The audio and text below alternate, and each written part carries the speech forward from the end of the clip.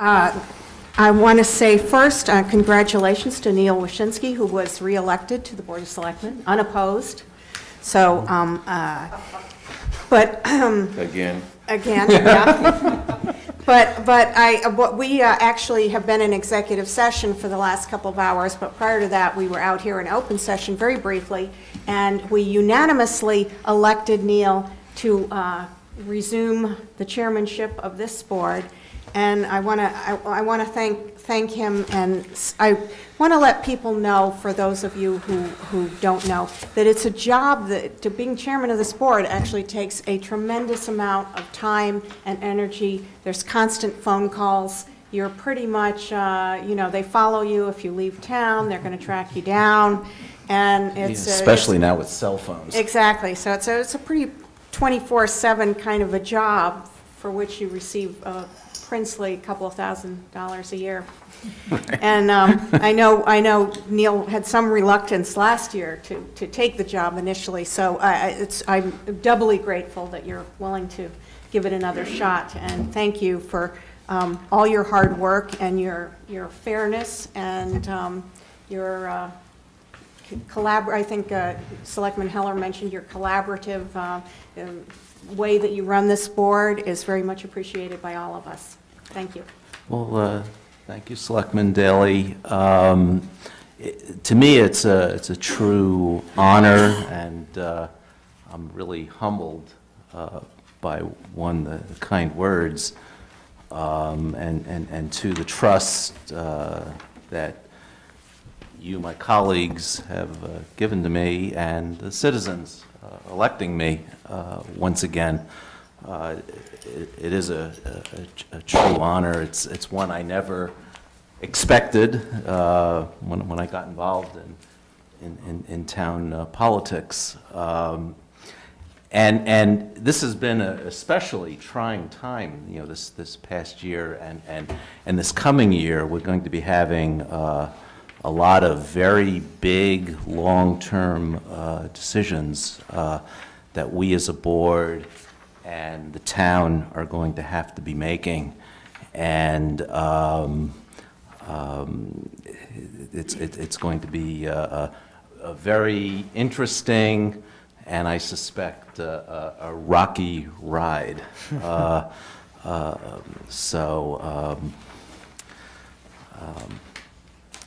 we go again. So, with that said, sometimes I'm not as articulate as I ought to be. If I may, I said this at the earlier session, but we may not have been on TV, we didn't have an audience, so I want to make sure it's for the record. After the January 5th brouhaha, at which I think we made a mistake. December 22nd. Was that when our board meeting was? Yeah, the one that we walked down, yeah. So long ago, I forgot. Right before Christmas. Okay. After that meeting, when I think we made a mistake, Selectman Wyshynski acknowledged that it was a mistake, and took the position that, you know, we need to stand here and take our lumps if necessary. And I want to just make sure that everyone knows that that decision, the courage to make that decision, admit a mistake and take steps to correct it, was very well received in the community. I received a number of comments from people saying that you know, that was the right thing to do, and you know, people who, as a result, held us in higher regard than they may have before. So, for the record, I want to make sure that people realize that, you know, Neil's leadership is in many ways, or expresses itself in many ways, and that's one where under periods of stress, he did the right thing, and it really helped us out. So. And I think a hallmark of your chairmanship has been an open and transparent process. You know, there's a lot going on, and I think to this point, and I have no reason to think it's going to change, you've been really collaborative, both with members of the board and members of the public. And I know that's appreciated by me. I imagine it's appreciated by my colleagues here. And I know it's appreciated by residents of the town. Thank you. Okay, just some announcements.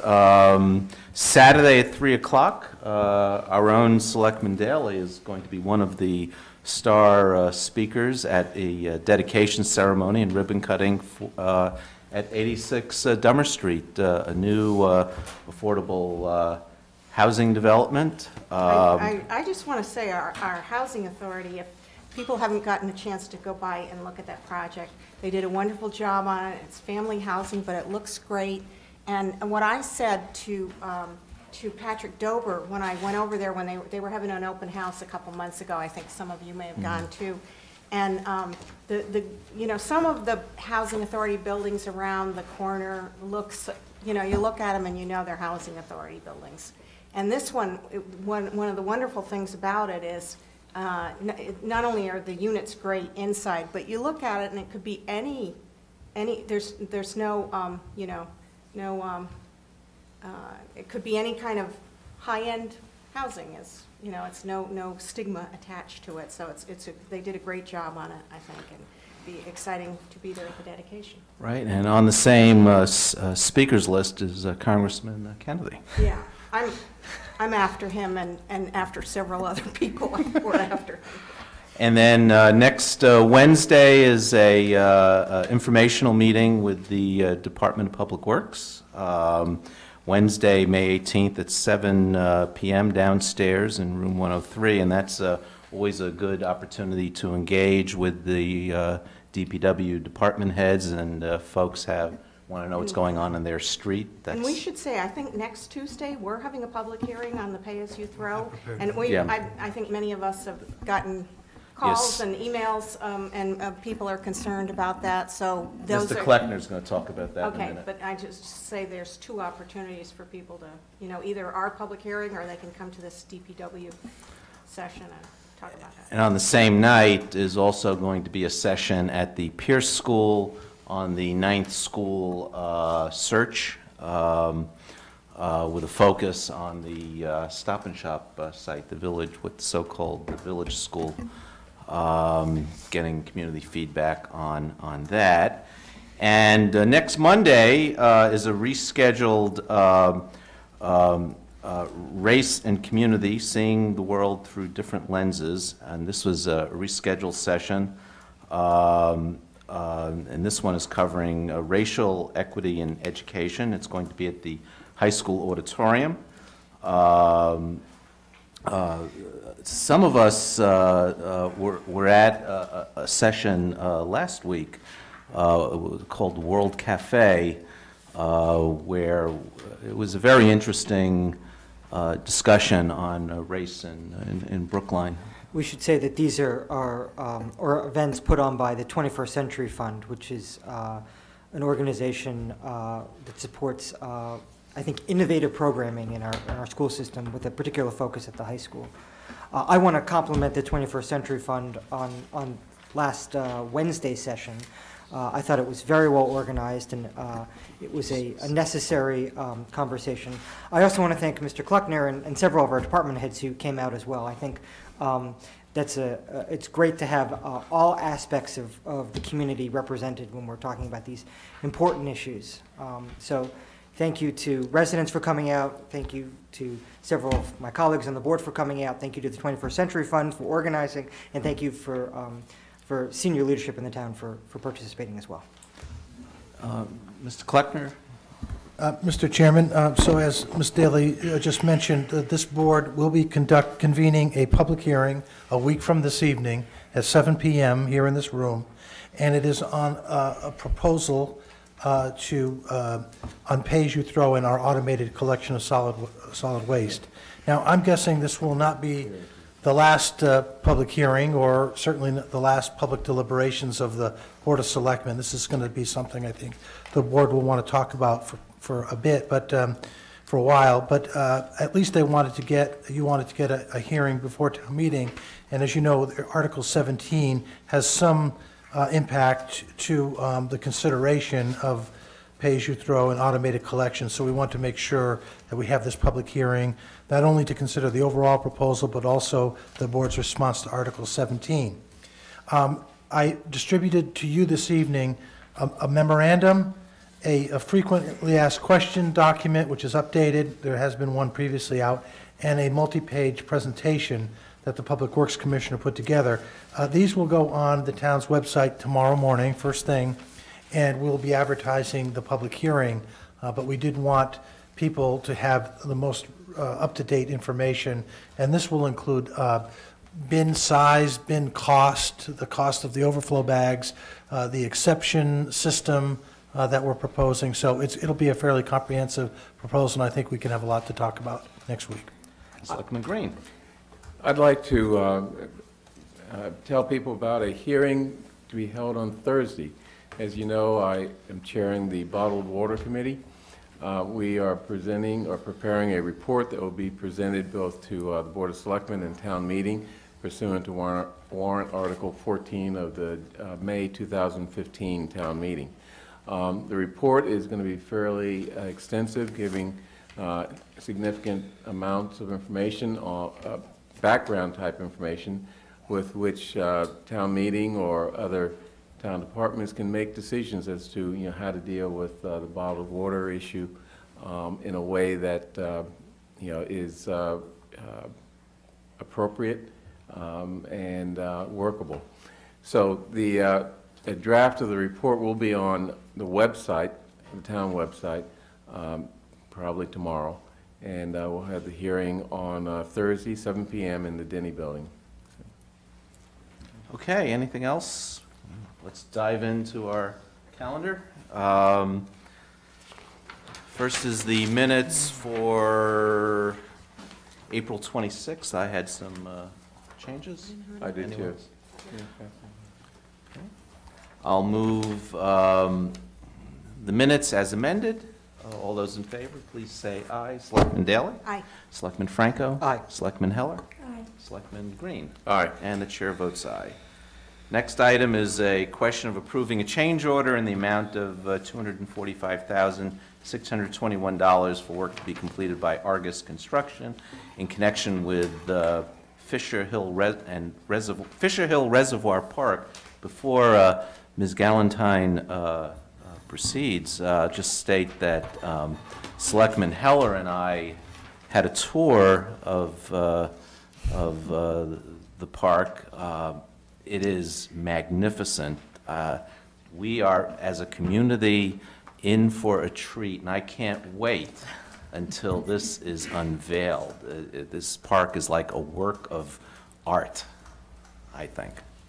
I'll just add that after you kindly showed us around there and we oohed and ahed about it, I brought my grandchildren over to peek through the fence, and they oohed and ahed. So they're very excited about the idea of having it in this park. Oh, that's terrific. Well, we are in the final stretch, and I do truly believe that Fisher Hill Reservoir Park is a work of art, and there's something there for everybody. So we are very excited to unveil this.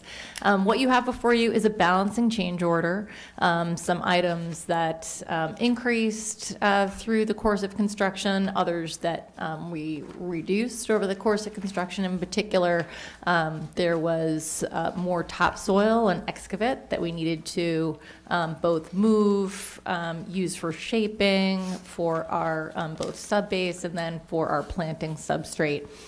So some of what you see as our increase was a lot of the earth moving, which we knew was going to be, frankly, the significant construction element of this project. In addition, we had some private dollars that were fundraised, and so we were able to add some additional planting, some additional play elements, and seating as well. Any questions or comments? I would also add that we anticipated that we would have a balancing change order with a project this size, and frankly, with all of our line item bids, we anticipate that with our capital projects. And so we set the funding aside, and we were well within the funding that we reserved for this. So what's our target for opening? So we are on track to open end of June or July with a soft opening, and we are currently planning our grand opening for September. Wow. Exciting. Yeah. This is very exciting. It is, but I can't wait. Yeah. Any questions, comments? Therefore, Yeah, I'll. I think this is within the usual realm of change orders. Right, within budget. Yep. So I'll move that we approve the change order in the amount of $245,612 for work to, 621, I transposed my digits, for work completed by Argus Construction in connection with the Fisher Hill Reservoir Park. All those in favor, please say aye. Selectman Daley? Aye. Selectman Franco? Aye. Selectman Heller? Aye. Selectman Green? Aye. And the chair votes aye. Thank you. The next item is the question of awarding and executing a contract for wall restoration at 10 Brookline Place in the amount of $56,575 with CD Masonry Restoration of Oxford, Mass. Mr. Ditto. Good evening. This is the final piece of work that we have to do to complete the demolition of the pedestrian footbridge in Brookline Village. The work entails cement masonry, tile work, wrought iron handrails, landscaping, and irrigation. We reviewed the low bidder's proposal and found everything to be satisfactory. Town council has reviewed the contract documents also, and they have signed off on this. This is an award and execute, so should you vote favorably on this, we will have a pre-construction meeting probably next week, and we'll issue the notice to proceed at that time. Anticipate this will probably take 4 to 5 weeks to complete. Okay. Any questions, comments? Okay. I'll therefore move that we award and execute a contract for wall restoration at 10 Brookline Place in the amount of $56,575 with CD Masonry Restoration of Oxford, Mass. All those in favor, please say aye. Selectman Daley? Aye. Selectman Franco? Aye. Selectman Heller? Aye. Selectman Green? Aye. And the chair votes aye. Thank you. Next item is a question of approving some appropriation transfers within the Recreation Department budget, $8,000 from permanent full-time to a training account, and $1,500 from special programs to that training account. Ms. Paradis? Yes, hi, Lisa. What's going Paradis. on? Hi, how are you? Thank you. So I think it's outlined in your memo that we would like to transfer those funds from line item to line item to assist in paying for some summer camp training, some full-time staff training, as well as some upgrade in software, training for upgrade in softwares, and some staff conference reimbursements. Any questions or comments? Seems straightforward to me. Yeah. Okay, I'll move that we approve the following appropriation transfers within the Recreation Department budget from permanent full-time to education, training, and conferences, $8,000, and from special programs to education, training, and conferences, $1,500. All those in favor, please say aye. Selectman Daley? Aye. Selectman Franco? Aye. Selectman Heller? Aye. Selectman Green? Aye. And chair votes aye. Thank you. And are you up for the next item? I think I am. Okay. It's on my The memory. next item is a question of accepting a grant in the amount of $27,000 from the National Recreation and Park Association and the Walmart Foundation to fund nutritious meals and healthy enrichment activities for children out of school time. She has a second grant, maybe. Yep. Talk to both of them. Yeah, okay, so, and then we'll do the other one too. This is a question of accepting a grant from the Brookline Community Foundation in the amount of $10,000 to assist in funding summer camp programs. So let's talk about them both. Sure, there are obviously two separate grants, the NRPA, National Recreation Park Association, and Walmart Foundation grant is to, it's a 5-year dedicated program that we will use to enhance our already existing nutritional programs that we're doing right now, and to assist us in extending our reach to provide healthy meals to summer and out-of-school time children. So we're really excited about this grant. It's something that will help to really enhance what we're already doing out there. That's an incredible need in the community for the underserved population of families who don't have the ability to extend their free and reduced lunch program from the school system to either their summer time or their out-of-school time activities during the school year. So. I just wanted to comment on that I was very happy to see in your memo the nutrition literacy for children. Yes. That concept, because I mean, heck, even lots of adults I know aren't really very literate about what really is healthy and what's not. So I think it's great that you would help kids to sort of understand, you know, what really is going to be good for them, and perhaps how to make their family food dollars go to the best possible places. Absolutely, and in fact, this grant is not so much as to, in fact, the dollars are not spent to provide actual meals, but more to provide an enhanced learning and awareness program on nutrition, which would mean nutritional cooking classes, nutritional literacy, and all the things that you just spoke about. So yeah, we're incredibly excited about this and looking forward to really utilizing this over the next few years. And the Community Foundation grant? Community Foundation grant is a grant that we have applied for annually, and it is a grant that we have applied for this year. We were asked to apply for in partnership with the Brookline Mental Health Center. So combined, Brookline Mental Health and Brookline Recreation will be receiving $10,000 toward camperships or helping financial aid for summer camp programs. Another one of the good programs funded by the Community Foundation. Yep. They do a lot of good things. Any questions, comments? So I'll move both. The question of accepting, I'll move that we accept the grant in the amount of $27,000 from the National Recreation and Park Association and the Walmart Foundation to fund nutritious meals and healthy enrichment activities for children out of school time. And I'll also move that we accept the grant from the Brookline Community Foundation in the amount of $10,000 to assist in funding summer camp programs. All those in favor, please say aye. Selectman Daley? Aye. Selectman Franco? Aye. Selectman Heller? Aye. Selectman Green?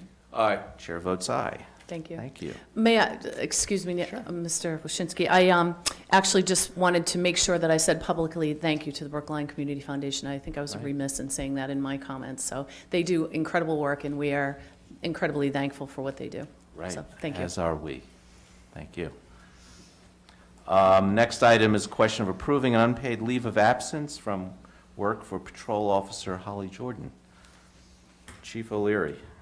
Good evening. Holly Jordan's a patrol officer that has worked for us for a number of years. She's currently on maternity leave, and within the past couple of weeks, she sent me an email outlining her reasons for asking to go out on a 3-month unpaid leave, similar to what she's had in the past when she's been on maternity leaves. That's because she adopted a baby in January, which maternity leave does cover. And I think from reading her email and talking to people that she does have valid reasons to get it. This would kick in sometime in a couple weeks and run till just about the end of August. Okay.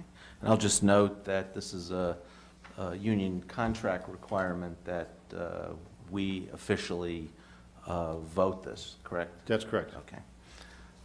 Any questions from the board? Therefore, I'll move that we approve an unpaid leave of absence from work for Patrol Officer Holly Jordan. All those in favor, please say aye. Selectman Daley? Aye. Selectman Franco? Aye. Selectman Heller? Aye. Selectman Green? Aye. And the chair votes aye. Thank you. Thank you, Chief. Next item is a question of approving and executing a memorandum of agreement with and granting a revocable license to Cleveland Circle Development Associates LLC in connection with the developer's landscape and access obligations for the Circle Cinema project at 395 Chestnut Hill Avenue. Ms. Bruton, welcome. Yes, thank you. Kara Bruton, Economic Development Director for the Town of Brookline. This is an agreement and revocable license that we worked on with Special Town Council Jennifer Gilbert. And the reason it's in front of you tonight is because this is part of the special permit conditions for the project. What happens is the developer is on the hook for installing and then maintaining some perennials on the intersection of Clinton Road and Chestnut Hill Ave, which I understand used to be there back when the last golf tournament came through town. So we want to make sure that they maintain those areas, not just plant them once.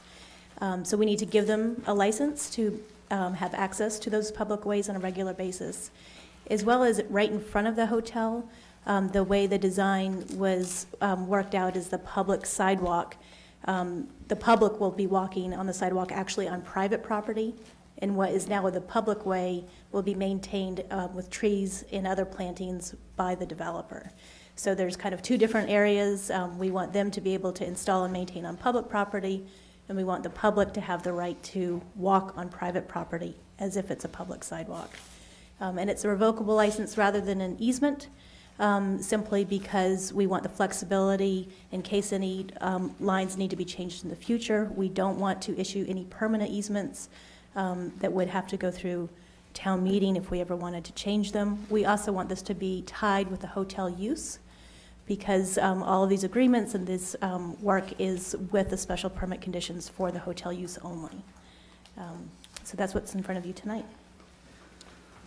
Any questions, Selectman Franco? So if this development were to change hands, ownership, this license would continue to bind a future owner? Yes, the license is for future successors and assigns, and we also have the memorandum of agreement that's kind of the overall piece that you all worked with earlier, and that is recorded on the Registry of Deeds and also goes to successors and assigns, as well as a special permit. But if in the future the use changes, what you're saying is that this would no longer apply, is that correct? That's right. So if the use changes in the future, several things would have to happen. The very first, they would have to modify the special permit. We would also need to modify their memorandum of agreement. So there's a kind of a whole cascade of actions that would need to be required. Any other questions, comments? Therefore, I'll move that we approve and execute a memorandum of agreement with and granting a revocable license to Cleveland Circle Development Associates LLC in connection with the developer's landscape and access obligations for the Circle Cinema project at 395 Chestnut Hill Avenue. All those in favor, please say aye. Selectman Daley? Aye. Selectman Franco? Aye. Selectman Heller? Aye. Selectman Green? Aye. And the chair votes aye. Thank you. Next item is a question of approving the application of New England Treatment Access, doing business as Netta, holder of a registered marijuana dispensary license at 160 Washington Street for the appointment of Brian Rodriguez as an alternate manager. Ms. Rosatano. Good evening. I got that, okay. Thank you. Sure. Good evening. I'm Amanda Rossitano. I'm Netta's Director of Operations. I'm here tonight to introduce you to Brian Rodriguez and to ask for your approval to allow him be an alternate manager at our dispensary. Bri's been working with Netta now for several months, initially as a patient service associate. He thoroughly understands the operation, as well as the detailed rules and regulations that you all know we are required to abide by. Bry's been working very closely with the management team at the store to get up to speed and to be prepared to take on this role. He has a master's in public health. So he has, several years of experience working on policy issues and has a real focus on public health. I think he really brings a unique perspective to our team. We've been very impressed by his leadership skills and his dedication to our patients, and we're eager to bring him on as part of our leadership team. And again, we request your approval for that tonight. Thank you. If you have any questions for Brian. Sure. So this is the second alternate manager, if I'm sure. It's actually, Bri will technically be our fourth alternate Fourth, manager. okay. We have Melanie, our manager, here tonight, and then myself and Eddie Benjamin, who worked through the application process, Right. are on as alternate managers, as well as Brittany Cooper, who you've already approved. Selectman Franco? So I just have a housekeeping point. In the memo from the police department, in which they see no reason to deny the application, the fingerprint query has not come back from the state, so I would just ask that we condition the vote on the receipt of a clean bill of health from the state law enforcement agencies. Okay. Any other questions or comments? Things are going smoothly still? Very smooth, yes. Okay.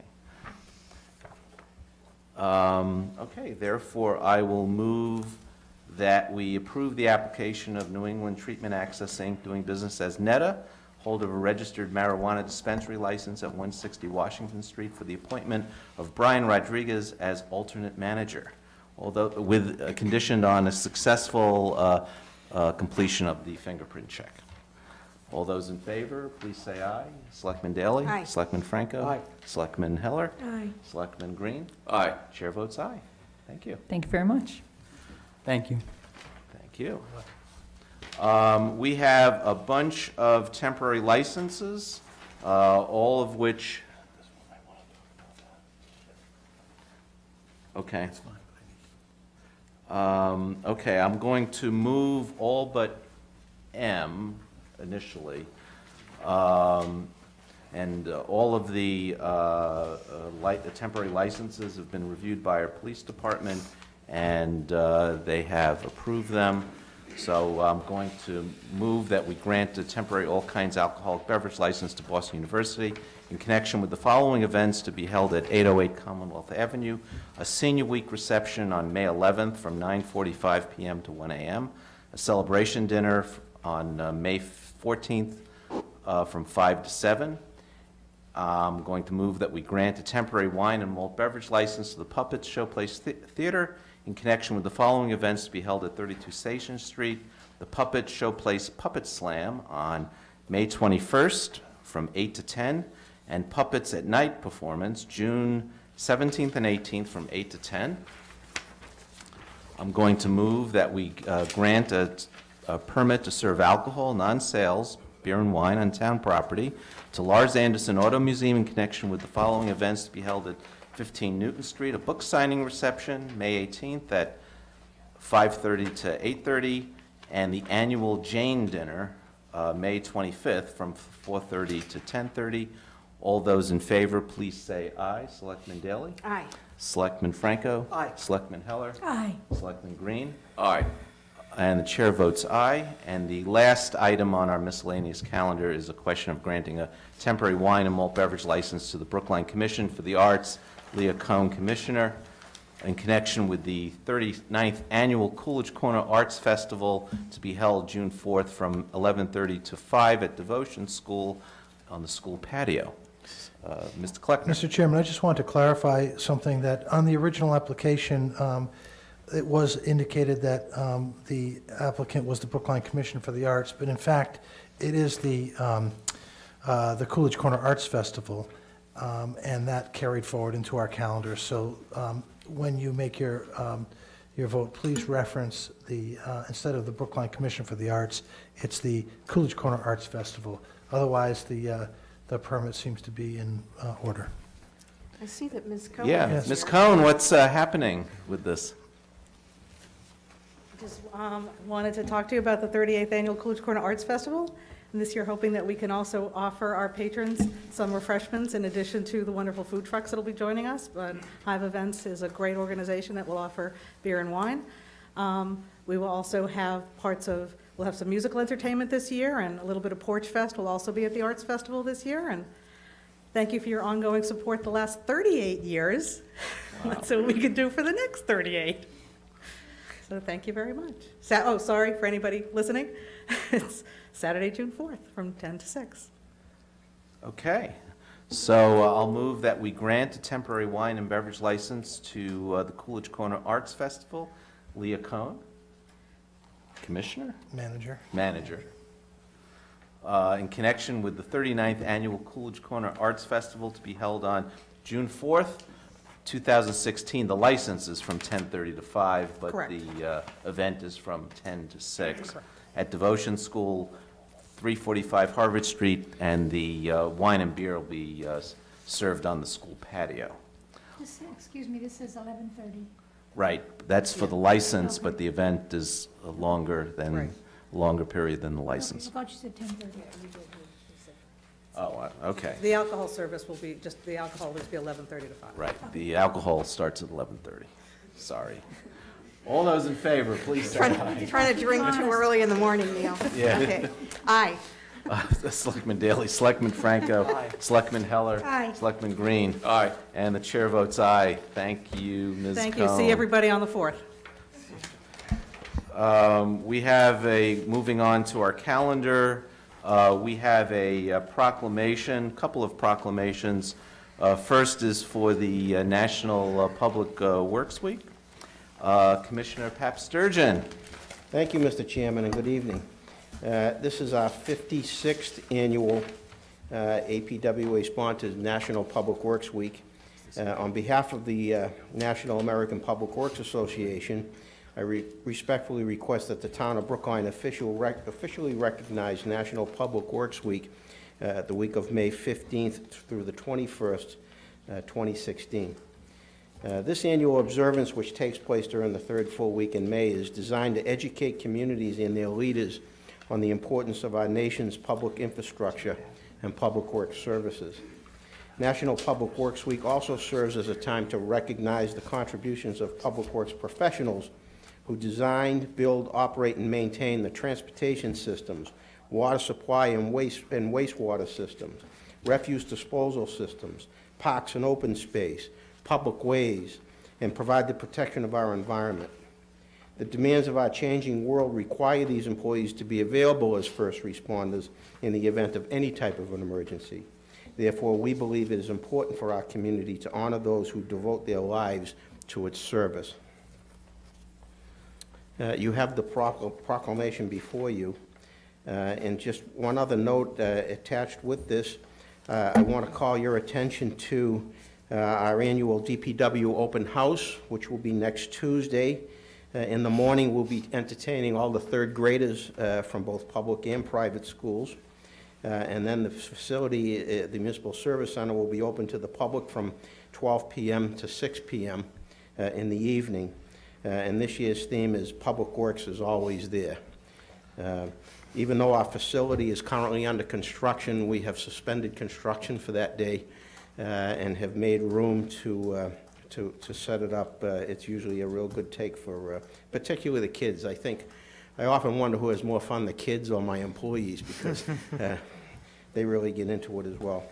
And just a final note, Mr. Kleckner mentioned the public hearing for pay-as-you-throw-in automated collection before the Board of Selectmen next Tuesday night.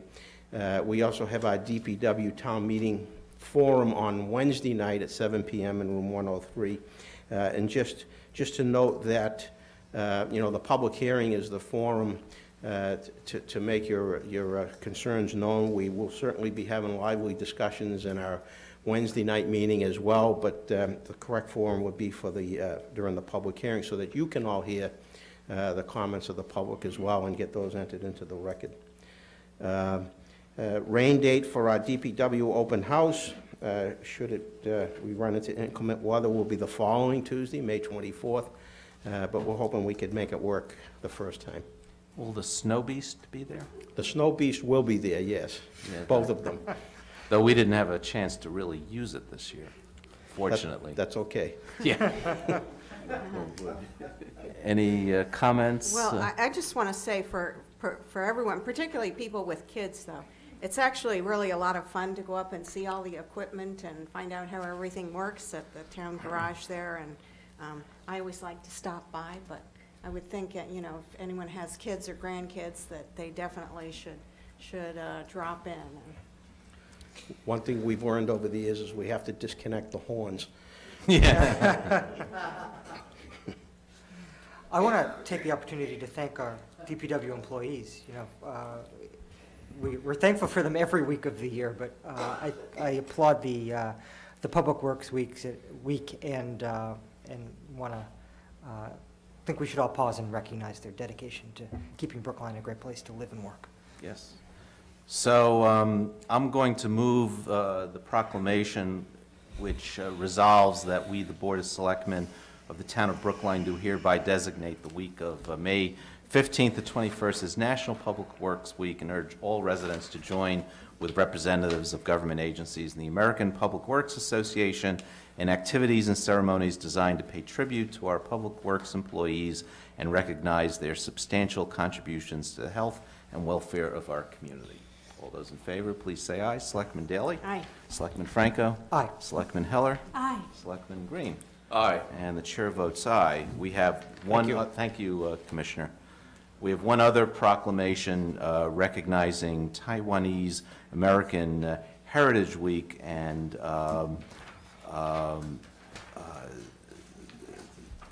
the proclamation proclaims May 8th through the 15th as Taiwanese American Heritage Week and encourages all residents to observe the week and recognizes the contributions of the 500,000 Taiwanese Americans in the United States with a significant population in Boston metro area and Brookline also.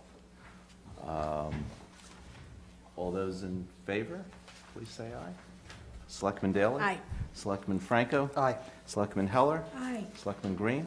Aye. And the chair votes aye. Okay, a couple of personnel items. The first is the Council on Aging, and it's a question of authorizing the filling of a vacancy in the position of group leader in the Council on Aging. Ms. Dobeck. Thank you. Ruth Ann Dobeck, Director of the Brookline Council on Aging Senior Center. We are seeking authorization to actually promote someone into this important group leader, and the individual that we're seeking to promote has an interesting and compelling backstory that actually exemplifies the senior center's mission and vision. The candidate had to seek early retirement from her professional job due to a medical condition, and after undergoing extensive medical rehab, was ready to return to the workforce and came to the senior center through our very successful tax work-off program and through very superior work qualifications, job skills, and an excellent work ethic. When we had a part-time, very part-time job, we were able to offer this candidate that position, and she's excelled for the last year at a very limited job. So in the group leader position, which is 22 hours a week, was open, we're seeking promotion for this excellent candidate. Okay, any questions, comments from the board? Therefore, I'll move that we authorize the filling of a vacancy in the position of group leader in the Council on Aging Department. All those in favor, please say aye. Selectman Daley? Aye. Selectman Franco? Aye. Selectman Heller? Aye. Selectman Green? Aye. And the chair votes aye. Thank you. Thank you. Next item is a question of approving conditional offers of employment for 10 police officer recruits. Chief O'Leary.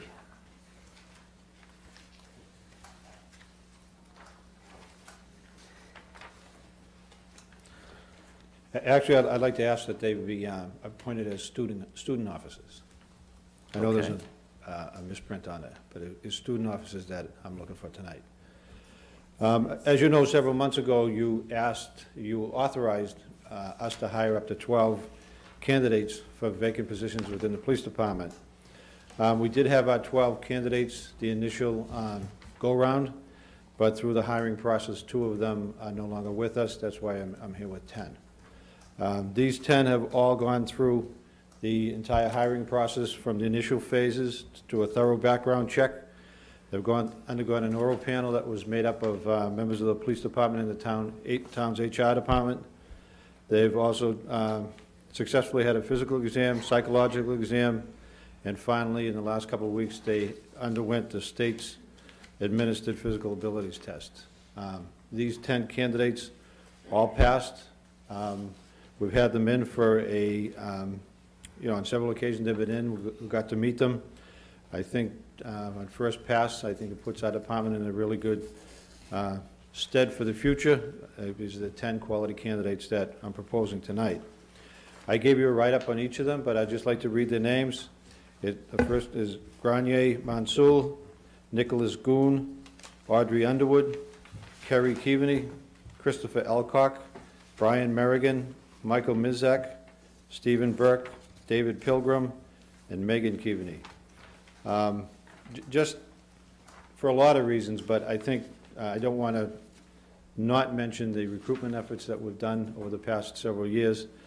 This class is particularly diverse. It has 4 out of 10 recruits. It has 10 women, 2 Asian males, 1 African-American male, and 1 Hispanic male.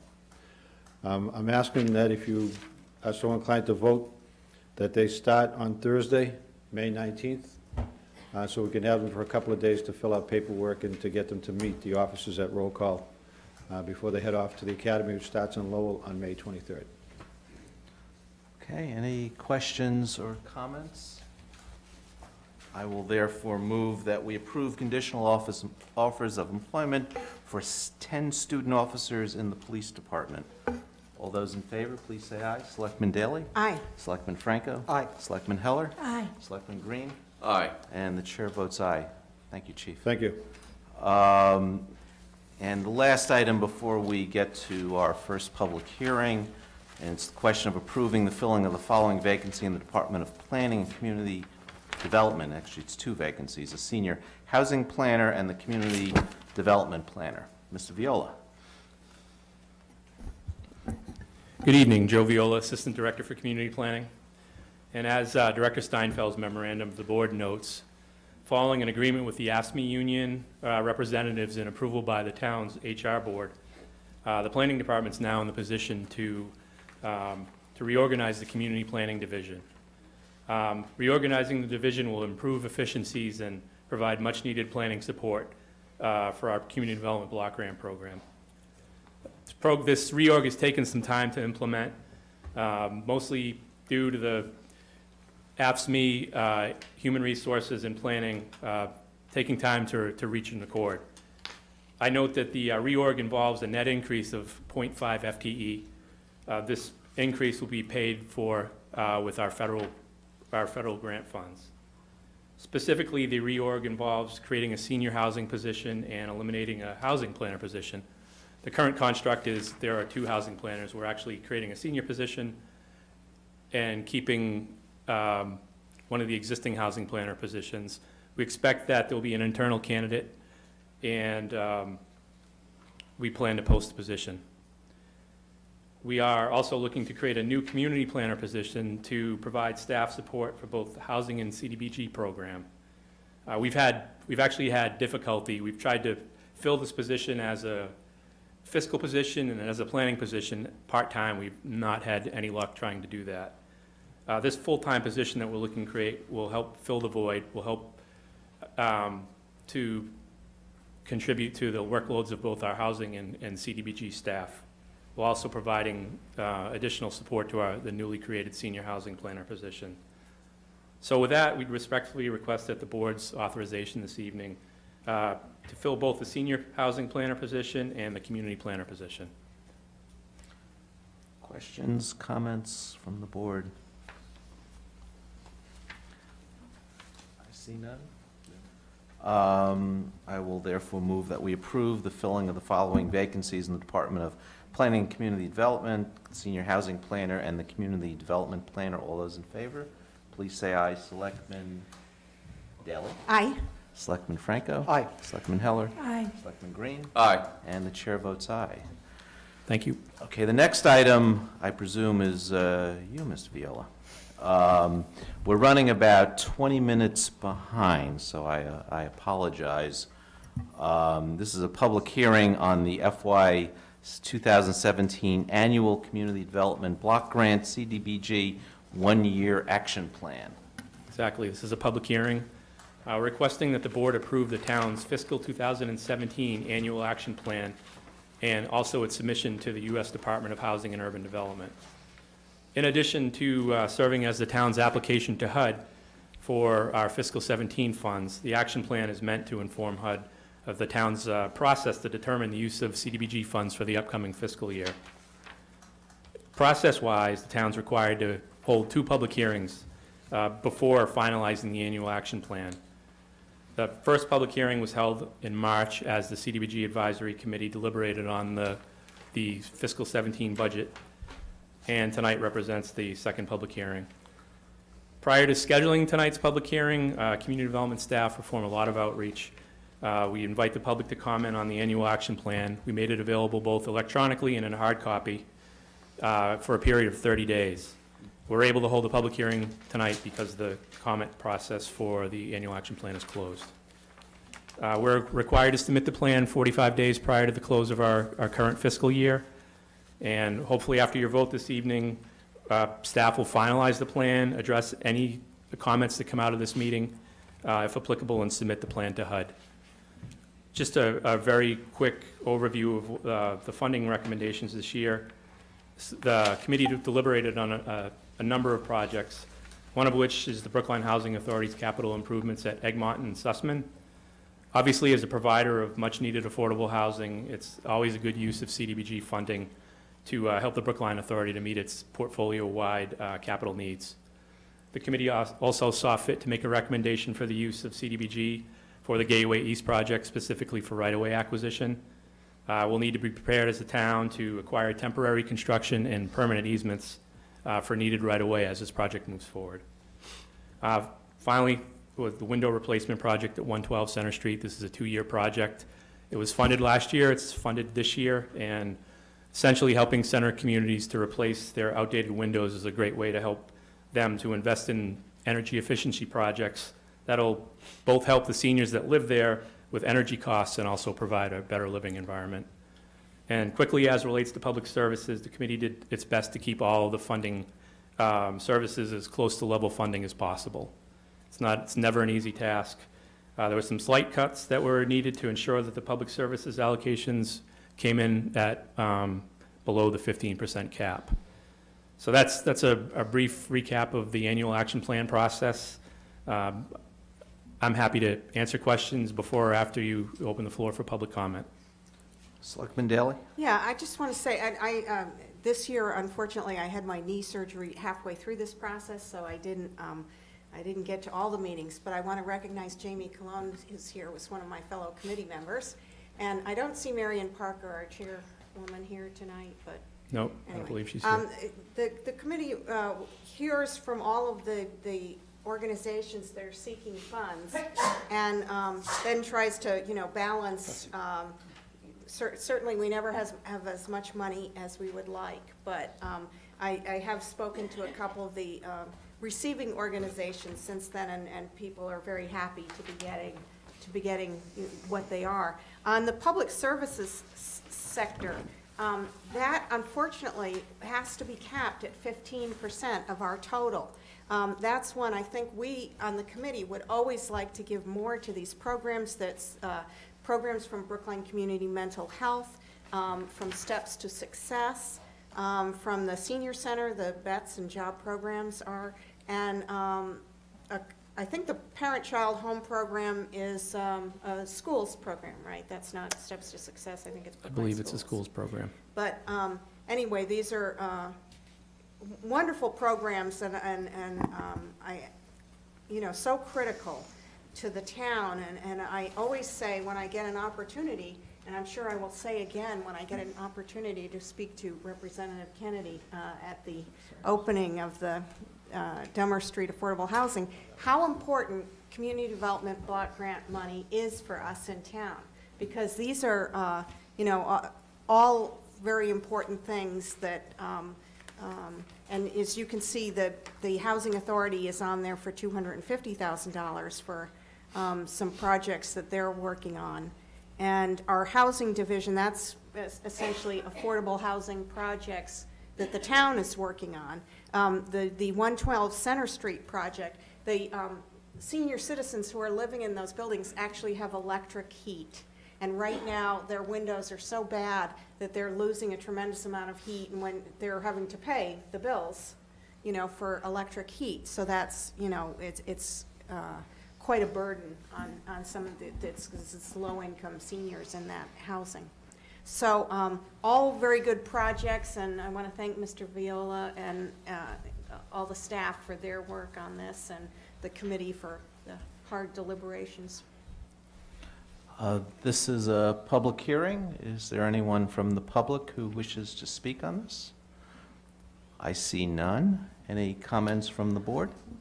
Selectman Franco? I'll echo Selectman Daley's comments. Thank you to the CDBG Advisory Committee, to Mr. Viola, to Selectman Daley for going through this process and adjudicating how much money should be given and to whom. It strikes me that this was a particularly difficult year to be in the position of making these recommendations. There are a lot of worthy requests, and I wish we had more money to hand out. But I think that the recommendations that we have in front of us are appropriate, and I will vote in favor of them. Do we need a vote? I'm told we don't need a vote, or do we? You do, well, there's a public hearing, this is a public hearing, but we also need a vote to, see if I have the exact wording of the vote. I think we have in the past voted. So, Approve the town's fiscal 2017 annual action plan, as well as its submission to the U.S. Department of Housing and Urban Development. okay, that's my motion. So moved, yeah. All those in favor, please say aye. Selectman Daley? Aye. Selectman Franco? Aye. Selectman Heller? Aye. Selectman Green? Aye. And chair votes aye. Thank you for the save, Mr. Viola. Thank you. Okay, so the next item is the Gateway East project, and representatives of VHB Planning and Public Works Departments will appear to present the revised plans for the Gateway East project, and these are at the 25% level. And then we are going to be asked to authorize the resubmission of these plans to the Massachusetts Department of Transportation.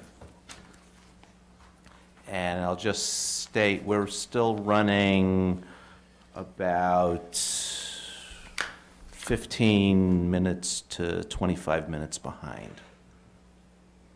Thank you. Mr. Viola. So good evening. Joe Viola, Assistant Director for Community Planning, and with me in tow is VHB, our design team, Laura Castelli and Tim McIntosh. They've both been involved in this project for quite some time. As the memorandum to the board notes, and as Selectman Wyszynski just pointed out, we're requesting that the board vote to authorize the submission of a revised 25% design plan to the Mass Department of Transportation. So with your authorization, staff will direct VHB, our designer, to submit revised 25% design plans by early June. As you know, the initial design concept received a lot of public comment related to design after it was submitted some years ago. Proposed revisions to the Gateway East design are the direct outcome of discussions held among town and Mass DOT staff and our respective design consultants. We held these conversations over numerous project coordination meetings over the past few years, and we really spent a lot of time trying to be responsive to public comments that we received related to project design. As the board is aware, I believe Selectman Wyszynski actually chaired these meetings. The town and Mass DOT co-hosted 2 interactive public information meetings, one in December 2014 and the other in May 2015. And these meetings were held to solicit public input on the Gateway East design, with the discussion focused specifically on how the project could be modified to better address pedestrian and bicycle accommodation. Based on the comments we received at those 2 public meetings, VHB presented a number of potential revisions to the town's transportation board last July 21st, 2015. As project design resumed this past April, we actually had a lag finding funding to fund the design and to get VHB back under contract. When we got back underway in April, Planning and Public Works directed VHB to refine and incorporate to the greatest extent possible comments from the Transportation Board and the public related to bicycle and pedestrian accommodation, including protected bicycle lanes for the majority of the project corridor. The extent of these changes will be very clear in the concept you're about to see this evening. We believe the revised concept that's before you is responsive to public comments received at those 3 public meetings that I noted. The plan has changed significantly for the better through the benefit of public comment, and obviously the public process worked in this case.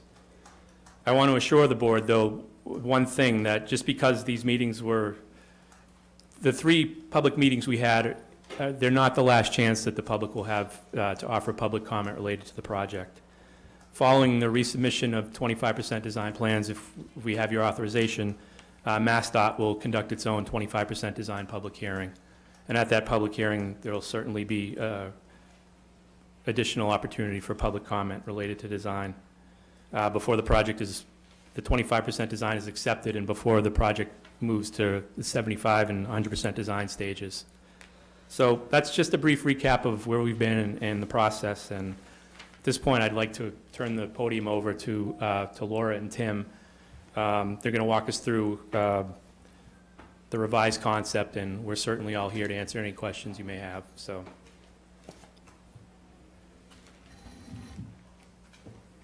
Thanks, Joe. Hi, everybody. Hi. So I am sensitive to your schedule tonight, so I'm going to hit the highlights at each of the intersections and then let you ask the questions that you still have in your minds. This is just a quick overview of the entire project limits. It's hard to see the details from where you're standing, but I'm going to zoom in on each one, so just so that you get a sense of where we're stopping and starting on each of the roadways and the extent of the new Walnut Street jug handle that goes from High Street all the way through to about where Juniper Street enters Route 9 today.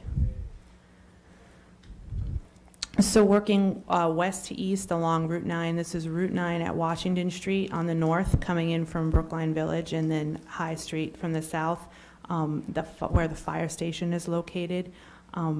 The key design features at this intersection is we'll be removing the Jersey barrier along Washington Street, which allows for a little more real estate across the Washington Street approach and allows for the inclusion of a bike lane to enter the corridor.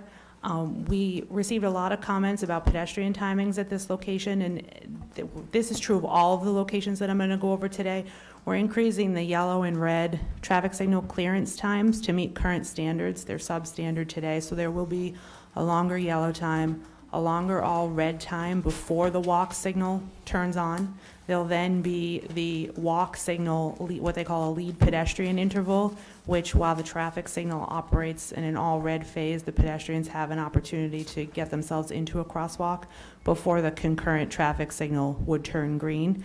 We've also extended the northwest corner in front of the Brookline Bank building. We've extended a bump out there at the crosswalk to make pedestrians a little bit more visible before they enter the street. The separated bike lanes start just to the east of the fire station, and on the north side they carry all the way through to the intersection. We were able, when we started our design, to actually retain the single stage pedestrian crossing across Washington Street. One of the earlier concepts had only a single right turn lane from Route 9 to Washington Street, which required the pedestrians to cross through the median island, wait there in some cases, and then complete their crossing. Through our design, we found that you actually can fit both the separated bike lane and the 2 right turn lanes, which returns the pedestrian phasing to something a little more simpler and allows them to cross the street directly. Moving to Route 9 and Pearl Street, again, increasing the clearance times to allow for current standards, providing lead pedestrian phases along all the approaches. Responding to comments from the Transportation Committee, we've raised the intersection of Pearl Street just slightly so that you would actually traverse over a speed hump if you're coming out of Pearl Street. We've incorporated floating bus stops, and those are still being designed, but essentially you'd have a sidewalk in the back, the separated bike facility, and then the pedestrians would cross the separated bike facility to wait on the bus stop island at the curb face. And that's on both sides of the street. And then also responding to some of the pedestrian comments that we received, we've retimed what the traffic signal phasing would be at this location to allow for a crosswalk on both sides of the intersection across Route 9. Previously, there was only a crosswalk on the west side of the intersection.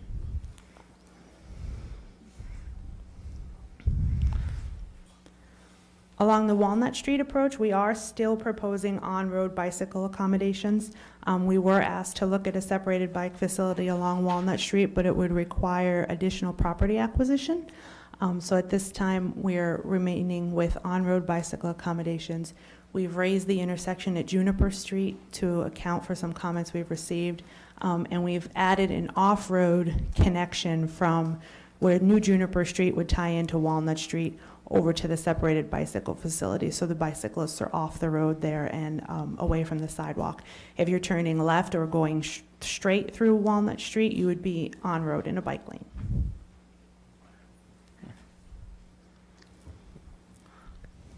And then Route 9 at Brookline Avenue and the driveway to the Brook House, we've included the separated bike facility on the raised island. It was previously in the road in advance of the raised island.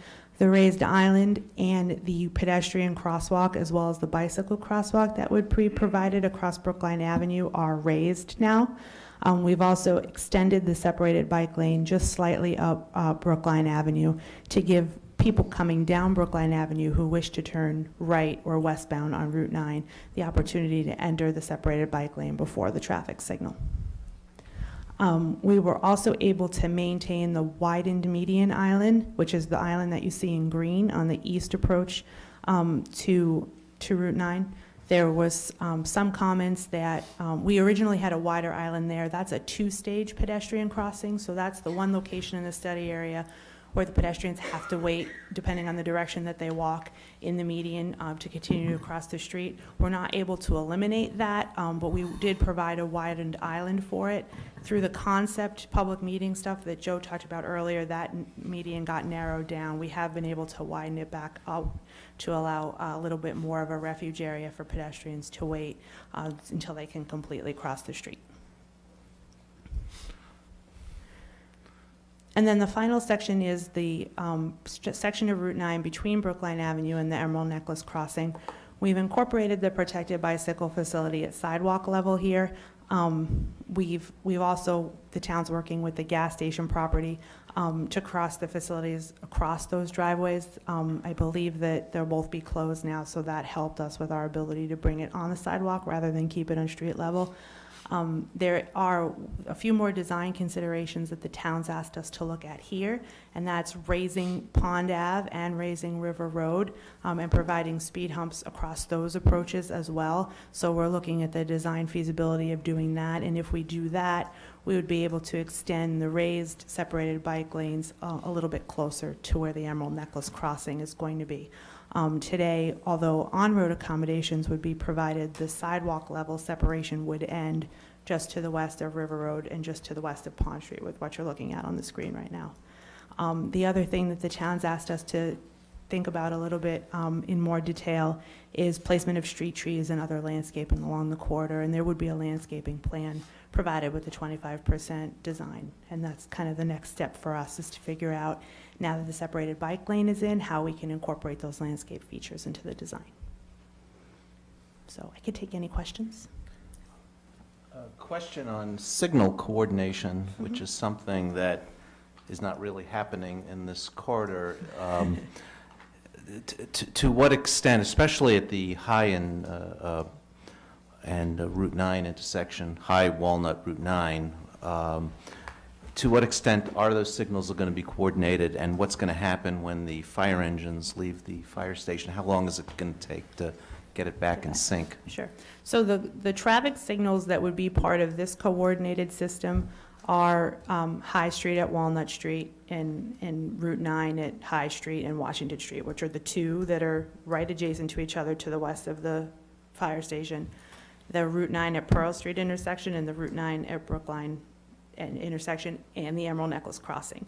And in the morning peak hour, that coordination would also include the newly proposed traffic signal on Brookline Ave at Pearl Street that's being implemented as part of the 2 Brookline Place project.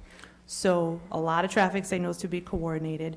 Coordination is fine-tuned at the 75% level, but right now what we envision is traffic signal coordination through the corridor and up Brookline Ave in the morning, because you actually have more traffic going up Brookline Ave than you do inbound on Route 9. And in the evening, it would be coordination along Route 9. We would try to manage the queues a little bit better with some of the traffic signal timings, but the queuing and the, I don't want to use the word congestion, but the lengthy queuing that you see through this corridor is not fixed by this project. So in a lot of sense, those things will remain. What we're going to try to do is manage them better with the traffic signal timing. The firehouse, so when the firehouse preempts the signal, it does drop the signal out of coordination. It typically takes 3 or 4 cycles for the signal to get back into coordination. And that's what's happening now. Yes. And when that happens in the morning rush, you feel the effects pretty far. And Yes. That's not going to change? We're going to do our best to make it better, but it is going to still drop out of coordination when that happens.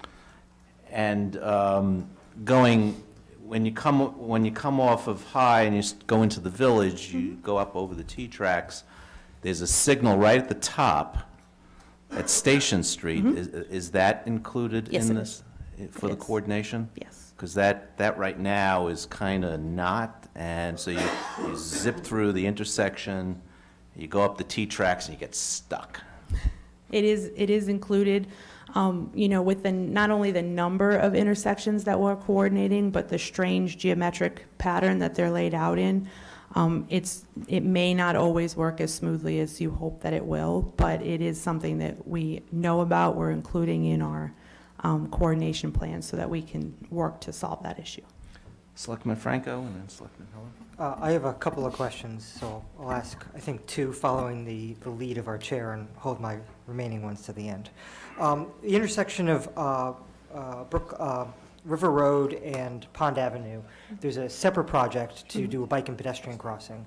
In my quick glance at the drawings you just showed, I didn't see it on there, so I want to make sure that we're taking stock of that as we advance this Gateway East project. We are taking stock in it. We've kind of screened it back in gray because it's not our project. So there is some overlap work. They will put in the crossing. They will, I believe, reconstruct Pond Ave and River Road. We will come back through as part of this project to construct the separated bike lanes at sidewalk level. I note there's a couple of places where there's the potential for conflict between pedestrians and bikes, and I'm in particular looking at Brookline Avenue and Washington Street. I'm wondering if part of this plan we're talking about putting bike signals in to stop bikes so nobody gets run over or decreases the chance for conflict. Yes, it is one of the things that we're looking at, how they function. We don't have that information yet, but we are considering them. Selectman Heller. I wanted to just ask, looking at this from an overview, what can you tell us about the next steps and how this thing will get done? What are we looking at in terms of an end game of all these changes being made? So based on our current design schedule, we would submit, with your approval tonight, we would submit 25% design plans to the state in June, early June. They will provide comments back to us, which we will address. They will then hold a 25% design public hearing. That's the next opportunity for the public to provide comment. They will take into account all the consideration, either approve us to move to the 75% level or ask us to make changes to our 25% design. So based on that, I believe we would be at 75% design sometime this fall. 100% design in 2017, and our schedule has the state bidding this project in August of 2017. Approximately when would that 25% design hearing from the state be? In our schedule, it's for August. We may choose to push it into the early fall so that it's not summer. Right, okay. So I could just clarify. So this is on the state project, so really the State Department of Transportation will actually bid the project. So, okay, they're going to bid it in August of 2017, you said? After that, yeah. So then how long will it take to get it done? I'm just curious, you know, what are we looking at here? So if they're bidding the project in August, they probably will not be able to award it to a contractor till sometime late fall. So construction will likely start the following spring, and this project is probably at least, it's between 1 to 2 seasons, So you know, you're from start to talking, finish. you're not starting the construction for 2 years, basically, and then another several months after that, it would actually be done. Is that correct? That's correct. So 2.5 years about. It won't hold To us start, back. and then perhaps 2 years of construction, 2 construction seasons. So this is 4 years out to completion. Okay. Selectman Daley? I just want to make sure I'm reading your charts correctly. So are you anticipating that those separated bicycle lanes, that bicycle travel would be in a single direction? On each side of the street. On each side, so you wouldn't Correct. have competing bicycles on one side of the road? Correct. Okay. And they are raised at sidewalk level. They're in their own lane, but they're up at sidewalk level. They are not at street level. And did I hear you say you were going to have a speed hump at the intersection of Pearl and Route 9?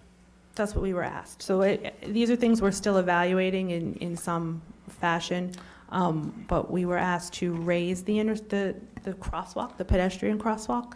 Yeah. So you would, if you're exiting Right. Pearl Street, you would raise up, go over the crossing, and then into Yeah, Route 9. I'm wondering if that's going to work, given the Brookline Place construction, plus there's a bus line that goes through there. So It would work with the buses. We do need to coordinate with, I know there's a loading dock just off the intersection, so we do need to coordinate with 2 Brookline Place, and that's one of the reasons why this is not final yet. Selectman Franco? I'm looking at this slide here. The east side of the Pearl Walnut Street intersection, it looks to me as though there's not a landing spot for pedestrians sort of in the middle, should somebody get caught. Is there a reason for that? Is it just sort of lack of space, or was that a conscious design decision? So the timing of the signal is so that the pedestrian can get across the entire crossing. It is not a staged crossing. There's no reason for them to wait in the middle of the street. There is no room for a median island there with a separated bike facility. We initially did not have a crosswalk there because of the high number of right turns from Walnut Street onto Route 9. We've changed the signal phasing so that when Walnut Street has the green light, the right turns cannot go. They go on a different phase to allow the pedestrians to have a protection as they're crossing that street. But the trade-off of that is that if they can't enter on the walk signal, and it's flashing "don't walk" for them, they do need to wait till the next phase. What's the length of the signal? I don't know the exact length, but all of the signals for pedestrians are timed at a 3.5 foot per second walking speed, which is ADA, or Americans with Disability Act standard. One final question, then I'll be quiet, I promise. Selectman Wyszynski and I were at an event last night, and we heard about the intersection of right in front of the former Brookline Bank building, and a request for this bump out, which you gave mention to. I'm just wondering how much we're bumping the intersection out there, the curb line out. Is it? About 6 feet. Okay. So it's 6 feet out into the street. Into the street. Yeah. Into Route 9. Into Route 9. But it's a sidewalk. Yeah. It's extending the sidewalk. It's making the sidewalk wider and making Route 9, the street, narrower. So do you have a sense of what the width is going to be from curb to building there? I don't know that off the top of my head. We do know that. I can measure it off the design plan.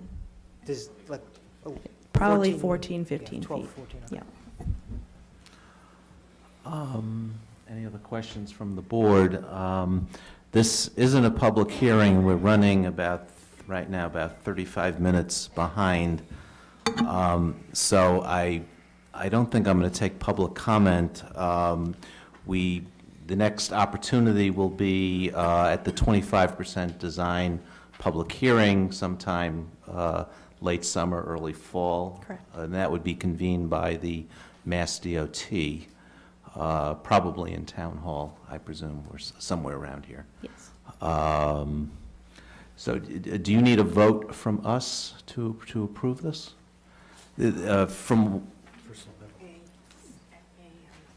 Yeah, okay. I can give you suggested language. Yeah, there's language in here. Oh, you have I that? just Okay. didn't read it. You know, having presided over the public hearing that we had back, I guess, almost a year ago at this point, to my eye, at high level, this pretty much incorporates the comments, the prevailing view that I heard in terms of the bike accommodation. I'm very interested to see how the bike track works with the bus stop. That'll be interesting. That kind of configuration, I think, is certainly the first in Brookline. And is this the first bicycle track planned to be in Brookline? No? Okay. I see Mr.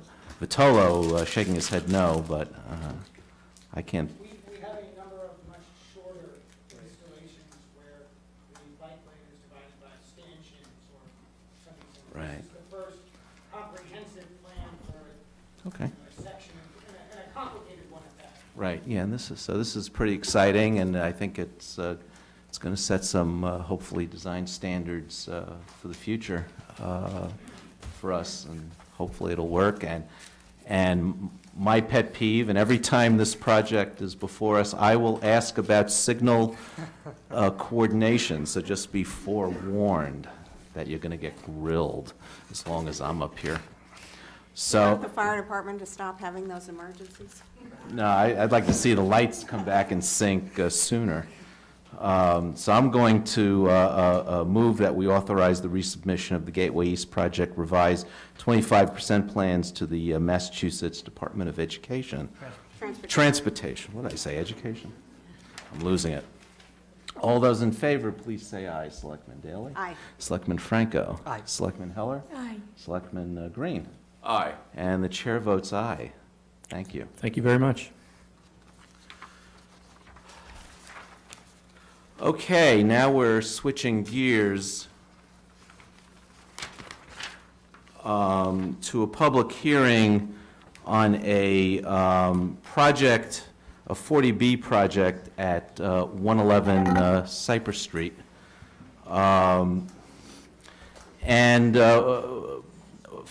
Section of Chapter 40B of the Massachusetts General Laws allows for the overriding of zoning for projects that promise at least either 20 or 25% of affordable housing and other conditions.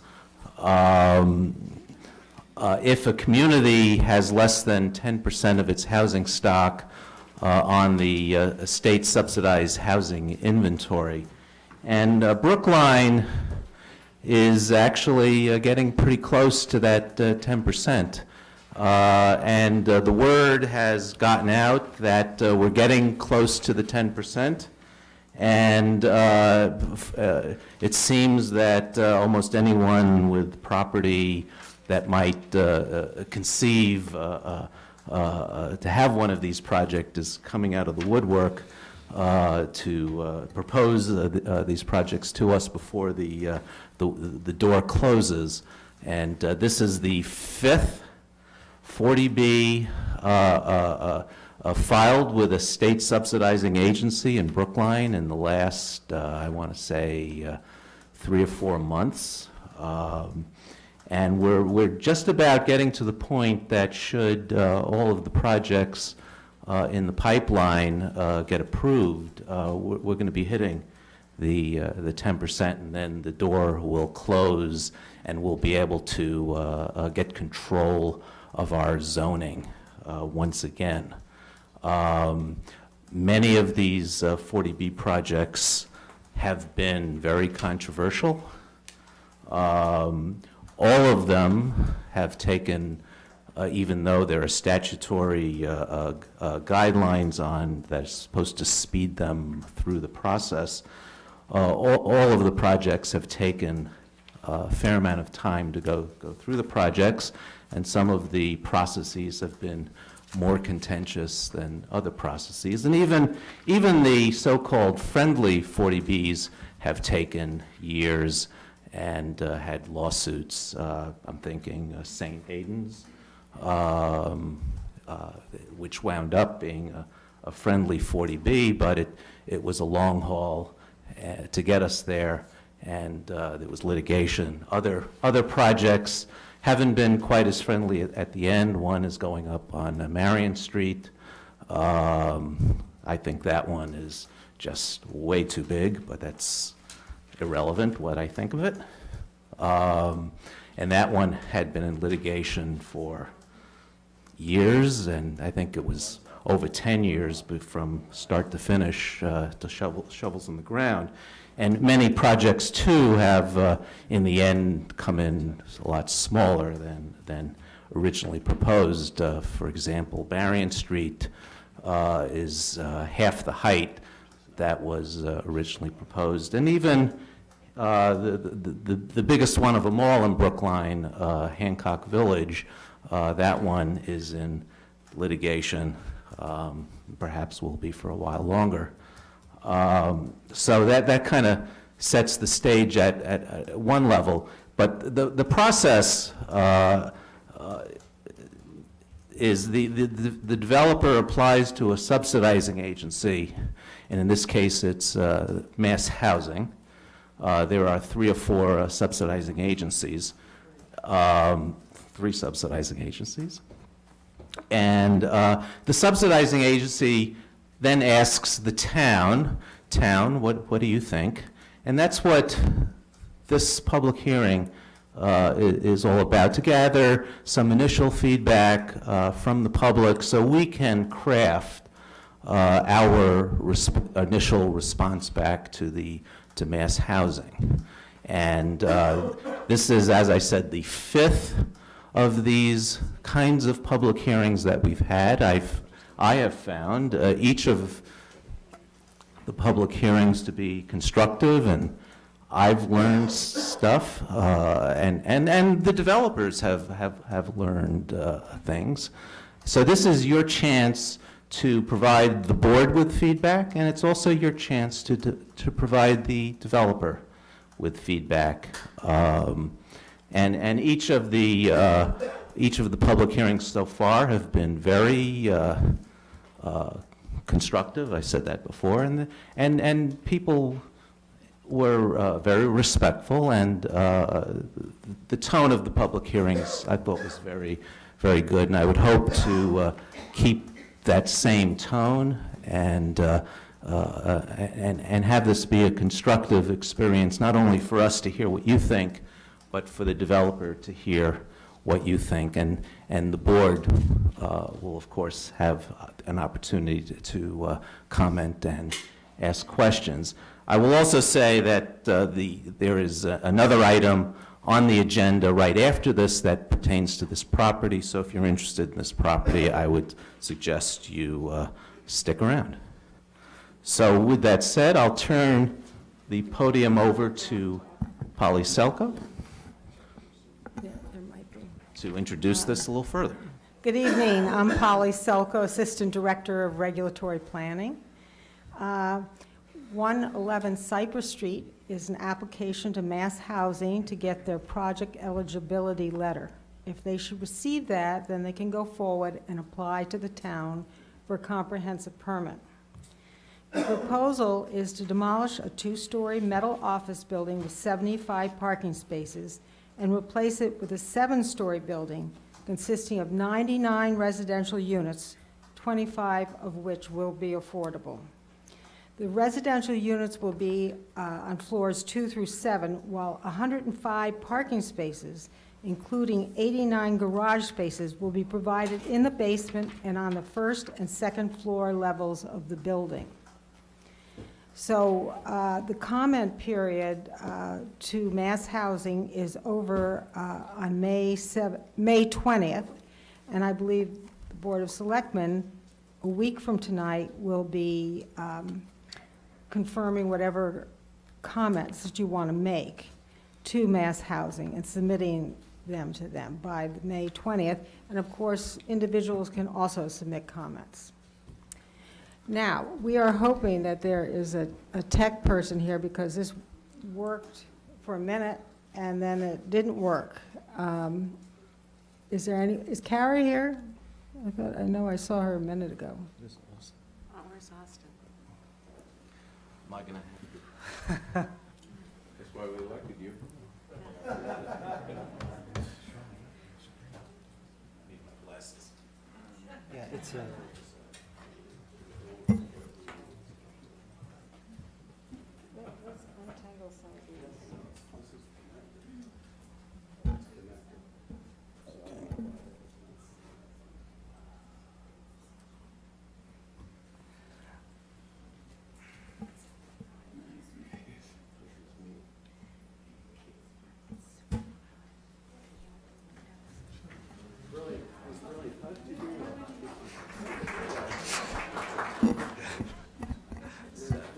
FN.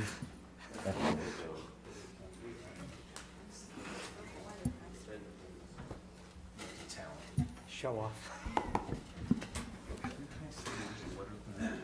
You can.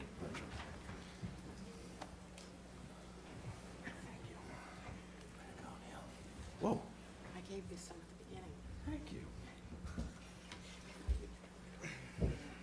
Whenever you're ready, I think.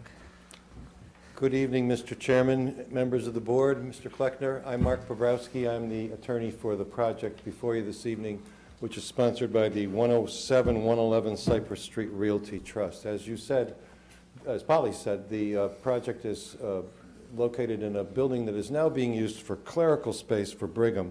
There's approximately 28,000 square feet of office space on the lot, which the lot itself totals about 9/10 of an acre. I'm sure we're all familiar with the site. With me this evening are Ed Marchant, and Ed is our 40B advisor, Randy Lilly from the Aspen Group, who will talk about parking, water, and sewer, and Hans Strauch, our architect and very able administrator of the PowerPoint. The project in front of you will be for a total of 99 dwelling units. It is under the auspices of Mass Housing. And I think it's, before I let Mr. Lilly indicate the features of the site having to do with the civil engineering issues, I think it's important to recognize that this is not the first time we've talked with the town about this. We did have amicable discussions with the town and various public officials and staff members with regard to the possible use of this building for some school space. It was brought home very quickly to us during our preliminary discussions that Brookline has a school space problem. And because of the proximity of this, not only to the T-stop, which is diagonally situated across from, but the school itself, there were some discussions about that. We meant no disrespect by filing an application. In fact, it was just that time was running out, as you said in your introductory remarks.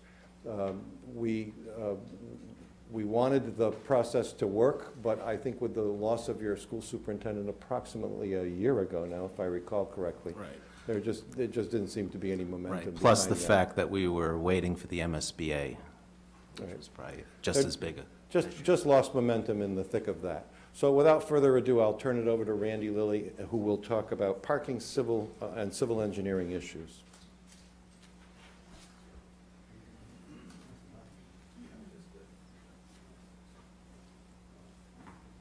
So just to briefly orient everybody, as people may know, this site is at the corner of Cypress and Brington, and is adjacent to the Brookline High School. Why don't you just go back to one second. On the right, you can see the site outlined in red, and the building, which is Mark indicated, is a two-story Okay, thank you. Okay. And you can see the building right there. This is Cypress Street, and you access the site off Brinkton.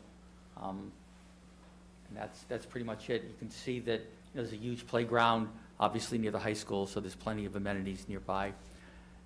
This particular slide, which shows the playground and the beginnings at the high school, we have overlaid in yellow our building footprint over the site. Right there is the T-stop. As Mark said, it's 99 units, 74 are market rate, 25 are affordable. We have 105 parking spaces, 16 are at grade, and 89 are in the garage. This is the mix: 12 studios, 41 bedrooms, 37 two-bedrooms, and 10 three-bedrooms. And the 3 bedrooms are required by, mass housing. So this is a survey of the site right now. This shows the building. Right now, this building is hooked up to town water, sewer, electric, drainage, and our project is going to hook up to all the same utilities, which are all on site as this project. The site does have several easements, and in the dotted line shows the existing building, the gray shows the building that we're proposing, and we have designed the building to avoid those easements. The easements are drainage, sewer. There's a parking easement for the person that lives in this house, 3 parking spaces. And so we're just trying to orient the building to make sure that all those easements are not encroached upon. This shows what the building looks like right now. This is looking from Brinkton Street. This is from Cypress. This is the T-stop. Our building is right here. This is the building that's across the street, which is about 15 feet shorter than the building that we're proposing. And this is Brinkton and Cypress. This building is 15 feet shorter than the building we're proposing as well. This also across the street's the gas station, and this is a fairly tall building right there on Route 9. That's it, okay. And I am going to turn it over to Hans to talk a little bit more about the building and the architecture. So in brief, our intention was to design the building as close to, or the massing of the building as close to Cypress Street as possible, to take it as far away from the neighboring community on Brinkton Street as we could. So the main facades of the building front on Cypress Street, as well as overlook the T station. The building setback is shown here. What's interesting is the building sets back, I don't know exactly what the footage is, but we are not impinging on the existing easements. The existing building is built over the existing easements. When we build the new building or propose new building, we will not build on the existing easements. It's a very basic plan that shows some of the areas of green. Since this plan was created, we have done more site investigation, and there are several existing trees along this pathway sidewalk that we will intend to keep as part of the landscape. The building does not come any closer to the sidewalk than the existing building. In the off Brinkton Street is where the major entry is to our building.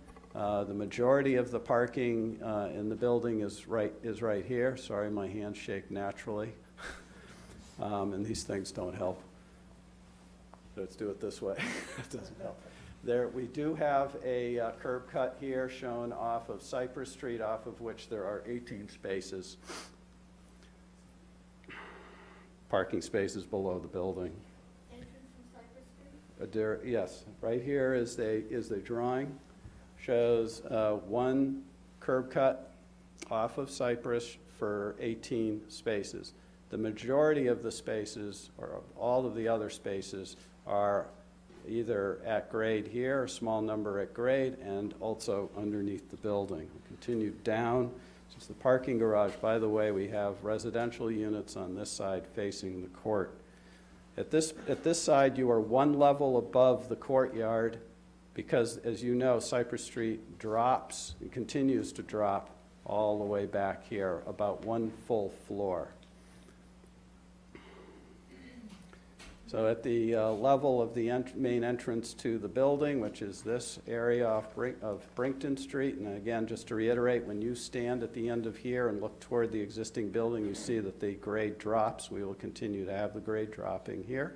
We have some at-grade parking spaces, and then there's a garage here, which for all intents and purposes is below Cypress Street at this level. We have a cross-section shortly that will demonstrate that. And then this is the way underground parking garage. And that is a typical floor plan. We have a nice mix of units on every floor, the 1s, 2s, 3s, and studios, and these are the kinds of units that we will be we're proposing to build. The building architecture is brick and metal panels. The brick will have interesting patterns on it to give it some scaling, at least allowing it at the ground level, textures. And the bay windows and the breaking up of the facade will give it a nice scale to it along both Cypress and all the way around the building. This is the only perspective we've created at this time. We will be creating more views as we get further into the project. This side faces the green line. The green line is at this elevation, so the elevation I just pointed out is this one. And just so you can see the relationship of the neighboring building across the street, that's the height of that building, and this is the height of our proposed building. The building is 6 stories high on Cypress Street, and then drops down to 7 stories at the courtyard level. This section helps give you a feeling as to where all the parking is and how that's managed, and also demonstrates how we tried to give nice scale to the building by bringing units down at no higher than 1 floor above the grade level. Elevation along Cypress goes downhill, as you know. There are several very nice trees along the street that we will maintain, and then this is the building that's at the rounded corner building that leads into Brinkton Street, and it also is approximately 15 feet lower than the existing building. So this is it in short, a description of the architecture. Thank you, Hans. I just want to give you the relative prices for the different types of units that will be located. Studio will go approximately, these are the affordable prices, will go approximately for $1,187, 1 bedroom, $1,258, 2 bedroom, $1,499, and a 3 bedroom, $1,721. Those are the calculated prices using the formula that's common at DHCD. In thanking you, I want to just share with you a conversation I had with Ted Carmen, who's widely reputed to be one of the fathers of Chapter 40R, the state's smart growth statute. And I asked Ted how he came up with the idea. He lived in Melrose, and he told me that he got on the train and he got off at every stop and he looked at all the underutilized buildings that he saw at many of the places off the Melrose line, or the T for that matter. And when I think about that conversation with Ted, I can't imagine a more underutilized building at a better spot for smart growth than this one. The details of the plan may be something that we have to work out, but to go from what is there today to what Mr. Carmen envisioned in smart growth standards is not that far of a leap. Thank you. So I'm wondering if you can tell me how tall the building reads from Cypress Street in terms of number of feet. Should I go back? Well, this is it. It shows it. That's 60 feet to this height, to this point here, at this point on Cypress Street. Cypress Street drops So it probably, at this end, it's more like 65 feet. And from Brinkton Road, does it read From Brinkton Road, then it starts, continues to drop on the back, and then, so it'll be at 70 feet once you go around the whole building and into the courtyard. I'm glad you brought up smart growth. It seems like 105 spaces here, which is more than exists today, is an excessive amount of parking. You are right next to a T-stop. You've got 2 bus lines within half a mile. I'm unclear on why we can't make this a smart growth development and cut down the amount of parking and promote public use of public transportation. We don't disagree. It'll be something that we work out with the Zoning Board of Appeals as we go through the process if we get a project eligibility letter. I did a project under Chapter 40R recently at the Norwood train station, and 40R, the state's 40R program was not insisting upon any parking spaces out at that location. So we ultimately provided about 40, but we don't disagree with you at all. It seems like a great way to cut down on the height of the building, drop off a level of parking or two. Yeah, and cut down on the number of units, too. Are you projecting permanent affordability in this project? That's to be negotiated with the Board of Appeals, but we understand that to be the standard position going into the negotiation. Okay. Yeah, I'm not aware of any project in Brookline being approved with a 40B project being approved without permanent affordability. But again, we'll have that discussion with the ZBA, and we're certainly not reluctant to do that. The streetscape on Cypress Street, at what's ground level, what's that going to be? Go to a better picture.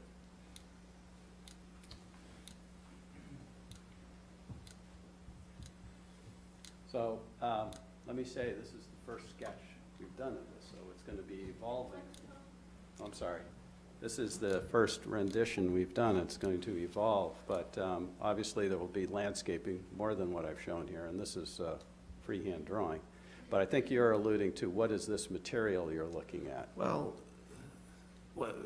material, but also what's behind those walls. Oh, I see. What's the Okay. use? The reason this is not transparent here is because that is where we have the 18 spaces of parking that's through this door. So that's the way why it's rendered the way it is.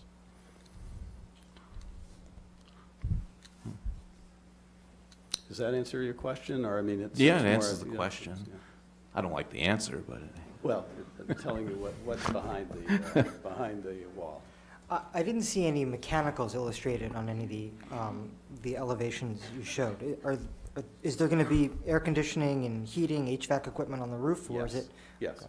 And 10 feet, 12 feet, what's the anticipated height? No, I don't imagine, we're not going to have, for this particular project, we're not going to have a centralized system, so there will be smaller units on the roof. And yes, I would expect that we would probably have some screening for those. They would be set back substantially from, you would not be able to see them from this view. But again, we're early in the program here, and we expect that we'll be answering those questions in more detail as we move forward. I would encourage you not just to screen, but to baffle as well. Noise can be an issue, and it has been an issue in some other projects. So you should know that.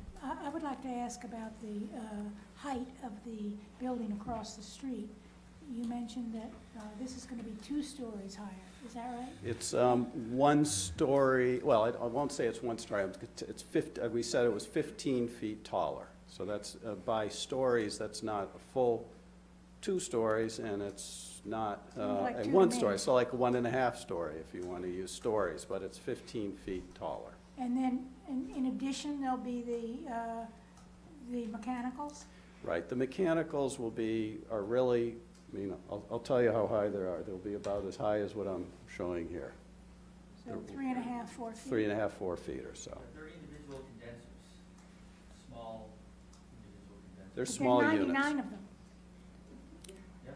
On the roof, yeah. It's not unusual.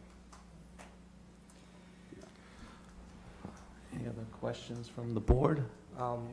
This is a very specific question, but is it 10 feet floor to floor on that first story, or are you anticipating a taller amount to accommodate the parking?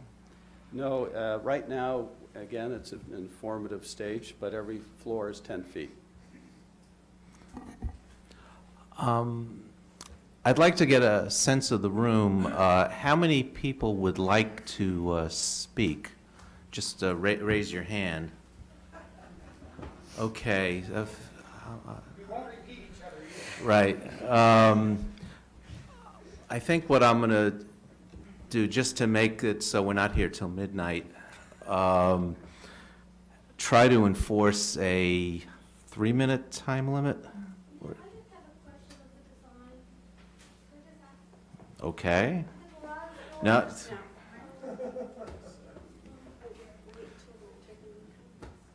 yeah. I'm Ruth Ann Snyder, town meeting member in this precinct. I'm wondering about the garage door. Is that the entrance and the exit for that level of parking? Yes. Cars will be coming in and cars will be coming out from that doorway? Yes. How many parking lots are in that doorway, at that level? 18. 18. And how far is it from the corner? You don't draw in the intersection with, I can't remember the street now. Miss Snyder, I thought you had one question. Oh. Well, that garage bothers me. I know, but you can, I'm sure it bothers a lot of people. So what I've said at past public hearings, 3 minutes, please. And if someone else has said what you're going to say, or part of what you're going to say, it's perfectly okay to say, I agree with so-and-so, and then go on to another point, and I think that'll be a lot more efficient, and that has worked well at our public hearings in the past. So I shudder to say, should we line up? No, or just... Line up? Okay. First come, first serve. Come join the party. Don't be shy. And I'll ask that you introduce yourself and your name and address. I will acknowledge we've received quite a few letters, mostly opposing the project and making suggestions, and we will take those into account, and I'm sure we're going to hear some of those same comments here. Sure. Yes, sir. My name's Andrew Hartshorn. I live at 77 Brington Road, on the corner of Route 9 and Brington Road. I've been there for almost 3 years. I did submit a letter to you, and this is going to be repeating those points, and I'll be quick and then hand over to other people. I have two main points. One is educational congestion.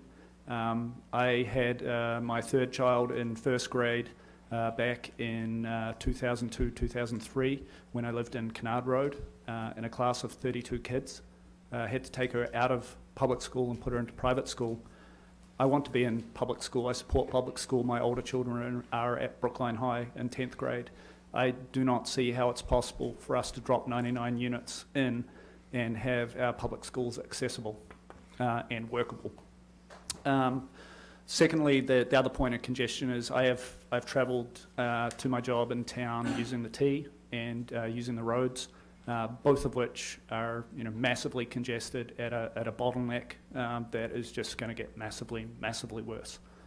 And I don't see how that's possible. I don't think it's going to be safe for our pedestrians, and the congestion factor either from the traffic or on the T is just going to be incredibly problematic. Thank you.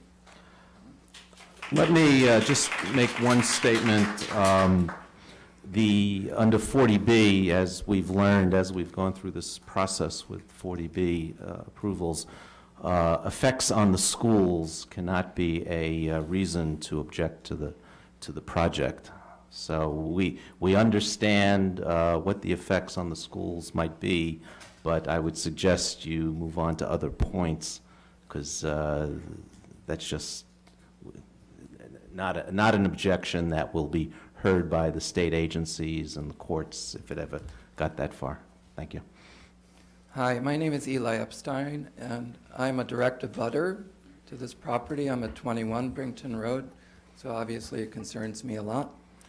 I strongly oppose this proposal. A big reason is the addition of traffic to an already terrible intersection of Brington Road and Cypress. We have a traffic box that most motorists ignore. As it stands, we have trouble getting out. I've heard that there's several neighbors of ours who were in traffic accidents at this corner of Brington Road and Cypress, and adding 40 more spaces or 30 more spaces to the already 75 spaces that are there is going to exacerbate this problem. I think the proposed garage entrance on Cypress Street is a huge unsafe thing for the pedestrian flow to the high school and to the T. I just can't imagine how cars are going to turn left into that garage off of Cypress, or how cars are going to come out of that garage onto Cypress and, you know, just run into people, basically. Or, you know, how are you going to stop a group of 20 high school kids from walking down that sidewalk? I think the size of the proposed building is oppressively large. I think it shouldn't be any higher than the Madras building on the corner of Cypress and Route 9. I expect the town to commission a shadow study that, you know, if there's a 7-story building right next to my backyard, I don't think I'm going to get much sunlight in my backyard, and I'm used to getting sunlight in my backyard. We have easements that their lawyer mentioned, and those are my points. Thank you. Thank you, sir. Mr. Owens. Good evening. I'm Andy Olens. Hello, Ed. I'm a town meeting member from Precinct 5. I don't want to focus on the details of this proposal because I think virtually everybody else will do that. I want to talk about the larger issue here, which is what is right for this town. It seems to me that if I can believe the school committee, and I'm not sure that I can anymore, that there is a great need for expansion for the high school. And if that's the case, I cannot, in my rational mind, understand why the school committee hasn't been active in the slightest degree to take an interest in this site and make it clear that this is probably the best possible site for whatever expansion the high school might have in mind.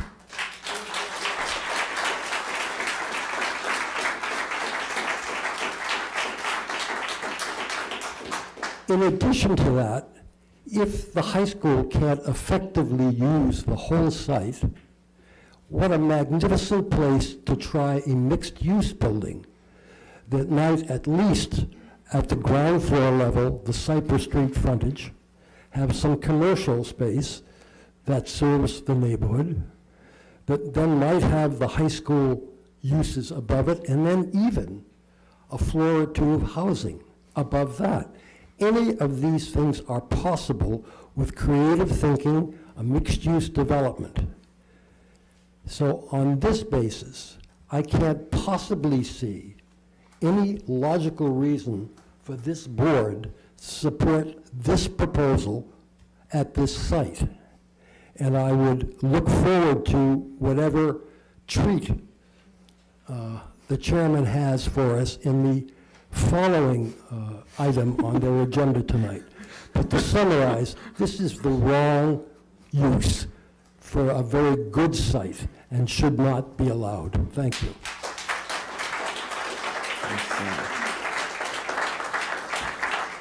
I'll just state, I'll just highlight that we have been in conversations with the owner's representatives, Mr. Bobrowski. They've been very amicable, and I hope those conversations will continue to be amicable. And, you know, one of the concepts we were looking at and was that of a mixed use. And we're going to, in the next item, we're going to be talking about, you know, putting together a study committee to examine actually outright purchasing the site. But and hopefully those conversations will be amicable. And in all fairness to the school committee, I think you know, they're interested in the site, and they're going to be they've already commissioned a site study, and that's happening, and they've had two site studies or two looks at the high school expansion process at kind of conceptual levels, and they were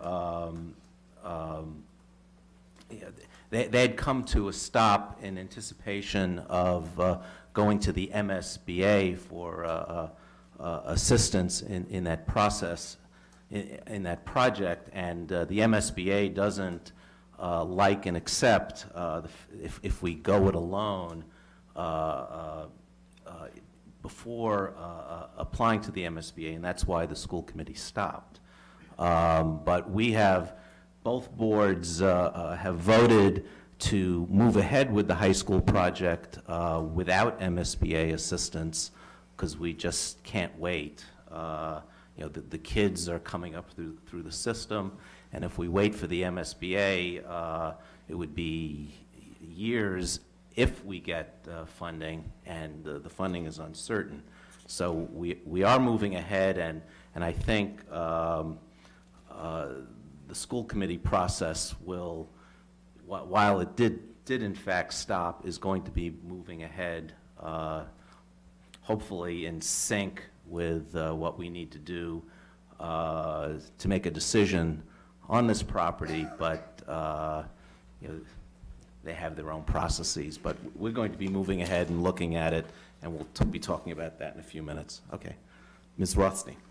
Hi, Susan Rothstein on Milton Road. I live one house off of Cypress Street, but on the south side of Route 9. And I know many will speak about traffic, so I just want to give my perspective from the south side, Cypress Street. And just this morning, as I needed to go to Brinkton Road for something at 9:45, coming from the south side, attempting to make a left off of Cypress onto Brinkton, we had to wait for all the Cypress Street traffic coming to us pass. Meanwhile, we were backing up all the traffic across Route 9 down Cypress Street, and that happens all the time, any time of day, going either way. I don't even try to go to the Village or to Coolidge Corner after 2:30 in the afternoon, because Cypress Street's my most convenient route, and it's just a pain in the neck, a nightmare, and who wants to use it? So if the merchants want the south side to be shopping in the Village and Coolidge Corner, you're going to think about the congestion that's already there. Additionally, the same problem came up with the Audi proposal as far as a driveway coming in and out on Cypress Street, and the amount of pedestrians going across Route 9 on both sides. You have high school teams, you have the football team, the lacrosse team, girls track, girls lacrosse. I mean, it's wonderful to see all these kids walking across to the field at Harry Downs Field, but at some point there becomes and the walkability of the neighborhood is a wonderful asset to the neighborhood, but there is a tipping point where if you increase the congestion on that street and in that intersection, it no longer becomes a nice neighborhood and a walkable neighborhood. It becomes unsafe. One other point, so I think the driveway onto Cypress is just atrocious. The location of this size of a building is ridiculous, and it's so everybody will say that. The other thing, I sell residential real estate in Brookline, and you will destroy the values on Brinkton Road by this project. It is tough enough to get in that street and out because there's only two ways. There's Cypress and there's Route 9, and those people struggle with those all the time. Adding this number of car trips in and out is disastrous. So you're going to have to deduct whatever revenue stream you're counting on from that location and deduct the loss of value on Brington Road and the harm to those residences. And lastly? I agree with all the previous speakers. Thank you.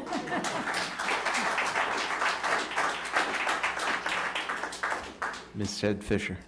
Hi, I am Frances Shed Fisher. I live at 149 Walnut Street, which is quite close, in fact, to this proposed development. And I guess I will begin by saying that I absolutely concur with Andy Olin's remarks and Susan Rothstein's remarks in terms of the impact on traffic, congestion, and the incomprehensibility of the school committee not having moved on this property already by now if we do indeed need to expand the high school. So I concur with all of those points. On a more personal, perhaps subsidiary point, I'd like to say that I don't know if this is the right meteorological analogy, but I feel living on Walnut Street that I am really in the eye of the storm these days. So many projects along Route 9, and now this one, whether it ends up being this project or another one, the property is in play.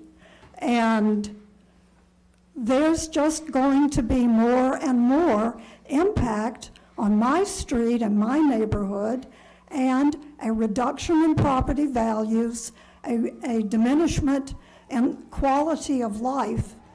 And I don't know how we control our need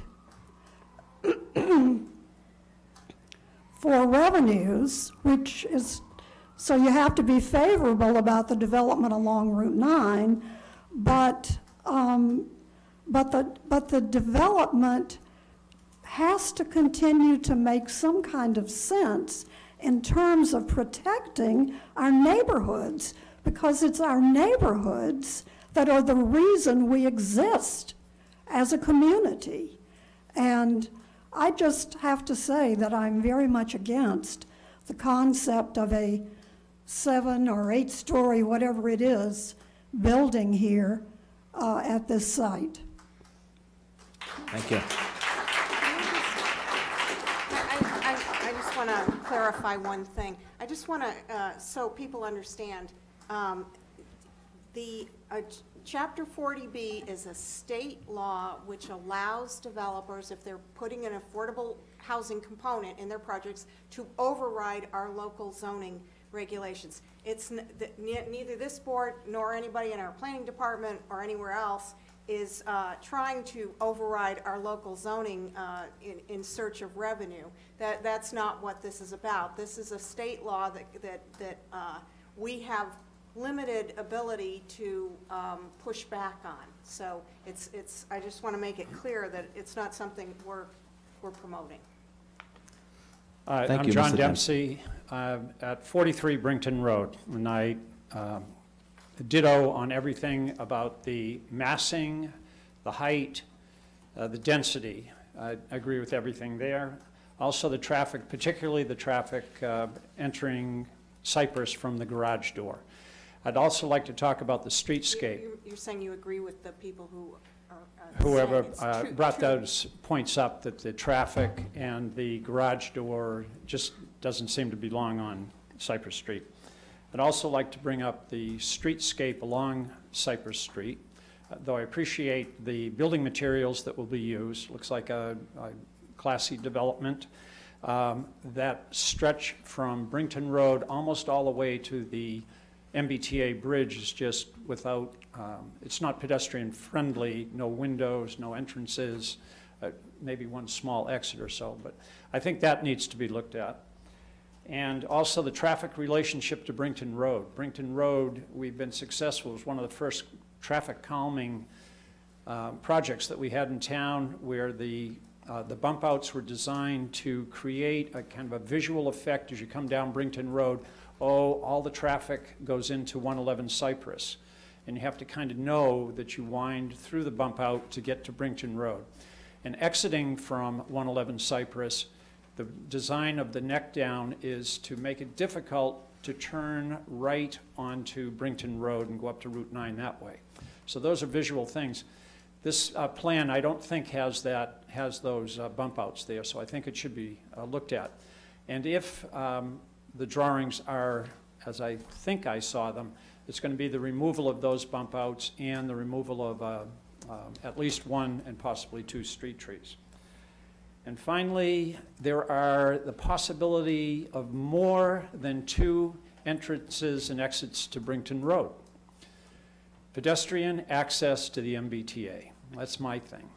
I think this is an opportunity that we should not let fall, and that is pedestrian access from Brington Road through deeded, lighted, landscaped, right to the MBTA. If it's a real smart development, smart growth development, that pedestrian access is essential. So I went from 2 entrances and exits to 3, if we do it right.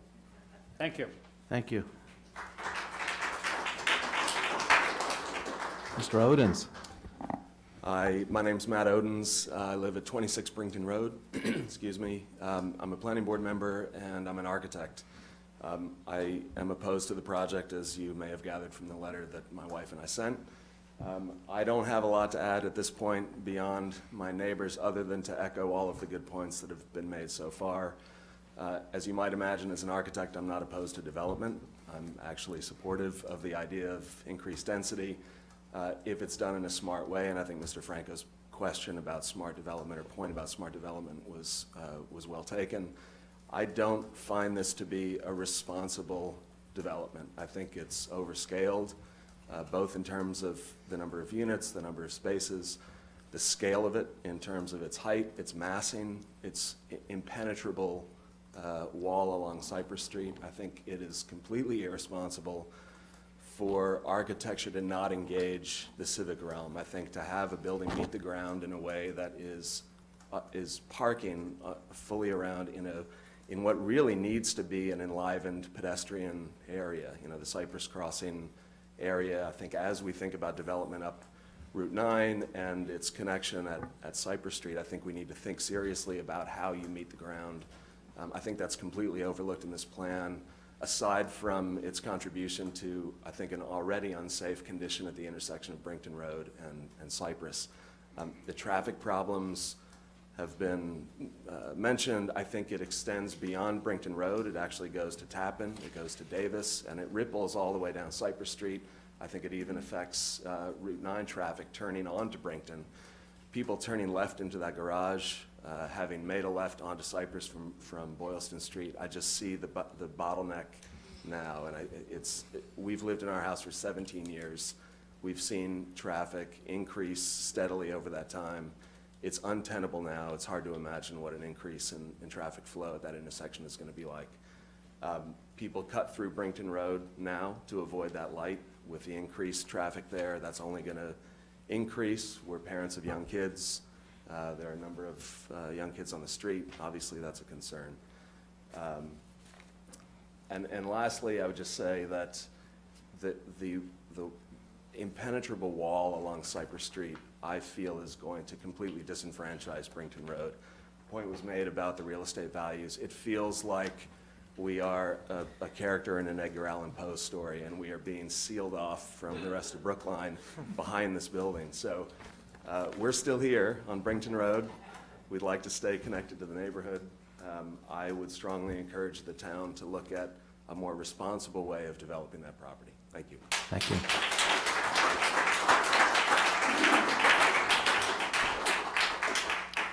Good evening. My name is Audrey Lee, and I'm a resident of 20 Brington Road, and I believe I'm the newest resident of Brington. My family and I moved in about 3 weeks ago. So my welcome. Yes, it's been quite the welcome back to Brookline. So my husband and I and our 2 young boys, who are preschool aged, moved in about a couple weeks ago. And we love the neighborhood and enjoy getting to know our wonderful neighbors, and have been very disappointed by what we have learned as the proposed development.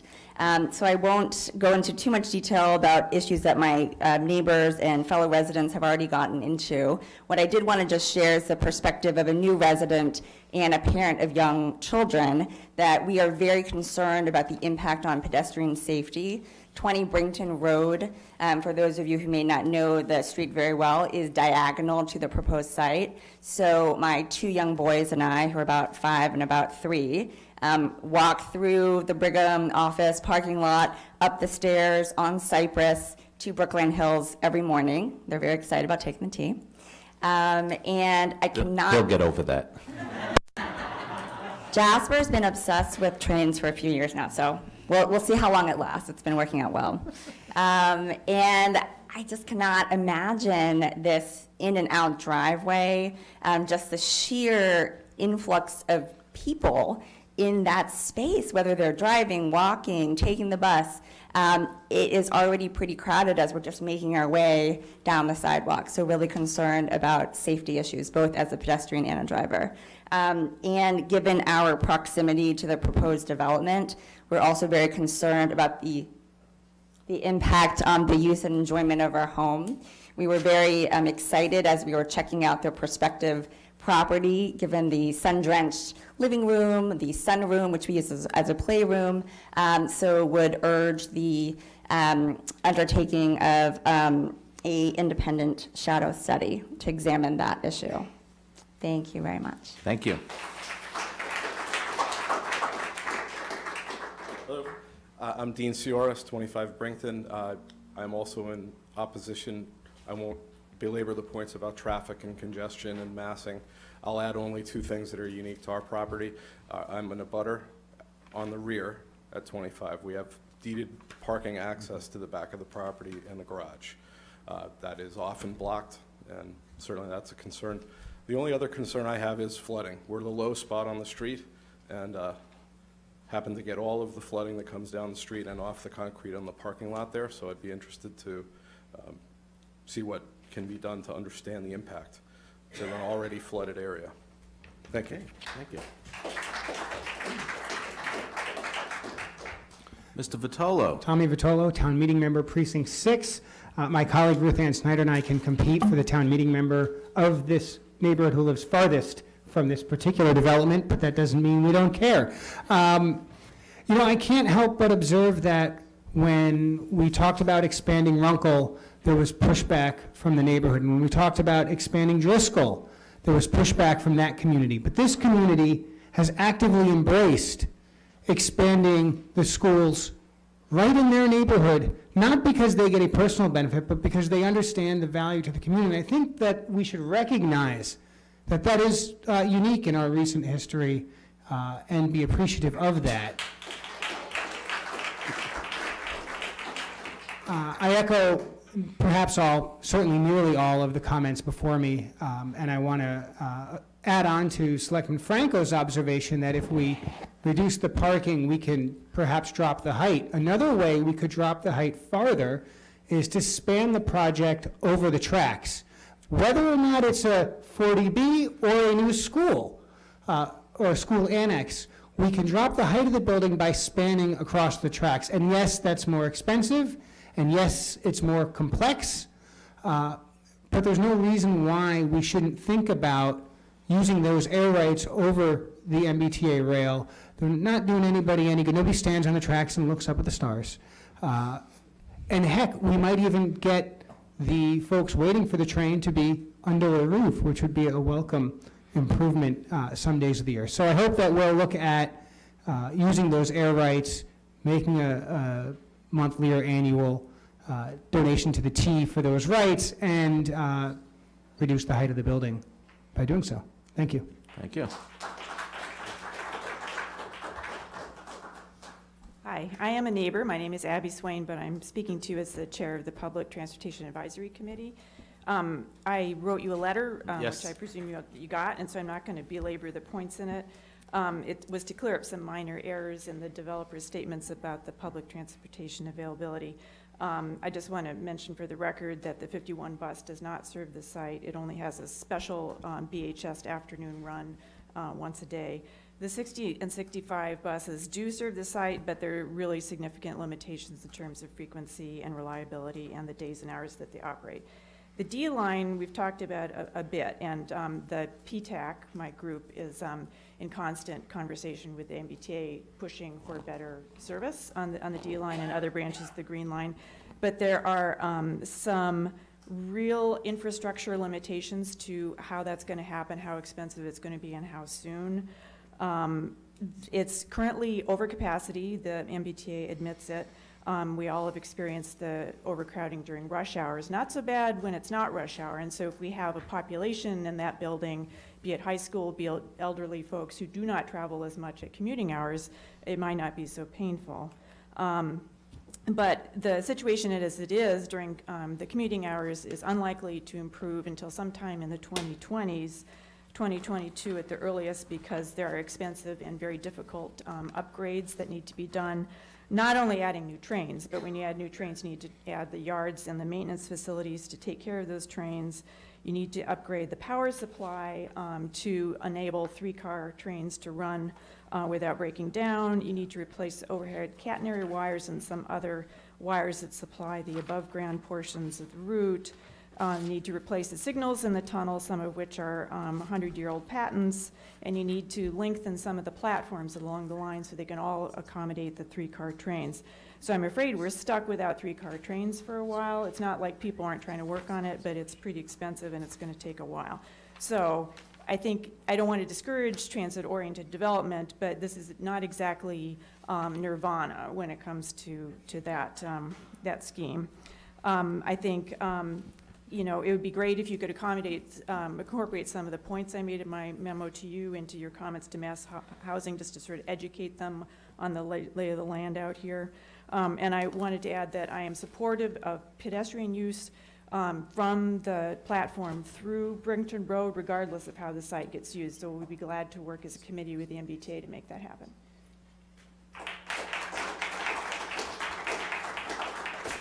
Mr. Nally.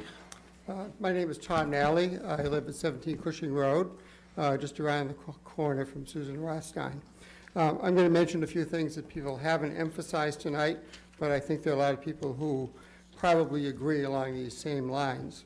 I would say that the property located at 111 Cypress Street is unique in Brookline. It is a large site adjacent to the Green Line MBTA station and close by the Brookline High School campus. The highest and best use of this site for the town is for expansion of the high school. I urge the Board of Selectmen to seriously consider acquiring this site for this purpose, as we will discuss in the next agenda item. I expect that there will be substantial support from the community to take this forward-thinking action. I think it's very important that we look at the limited resources we have in this town and use the resources as wisely as we can. And I would suggest the wisest use of this property resource is for future expansion of the high school. Thank you. Thank you. Ms. LaPlante. Virginia LaPlante, town meeting member, Precinct 6. Most of us came here to send our children to the schools. And this is going in the reverse direction from what we want. To go in the direction we want, you'd add this to the school building, which is desperately in need of space. And it's been, you know, thought of for years that this should be taken over by the schools. Instead, we're going in the opposite direction. We're turning the first floor of this building into a garage for children streaming by there just to see the garage. I mean, that's just doesn't make sense from any point of view. I think it's a bad development. I think it's bad for the town, and I agree with everything everybody else has said. Thank you. Thank you.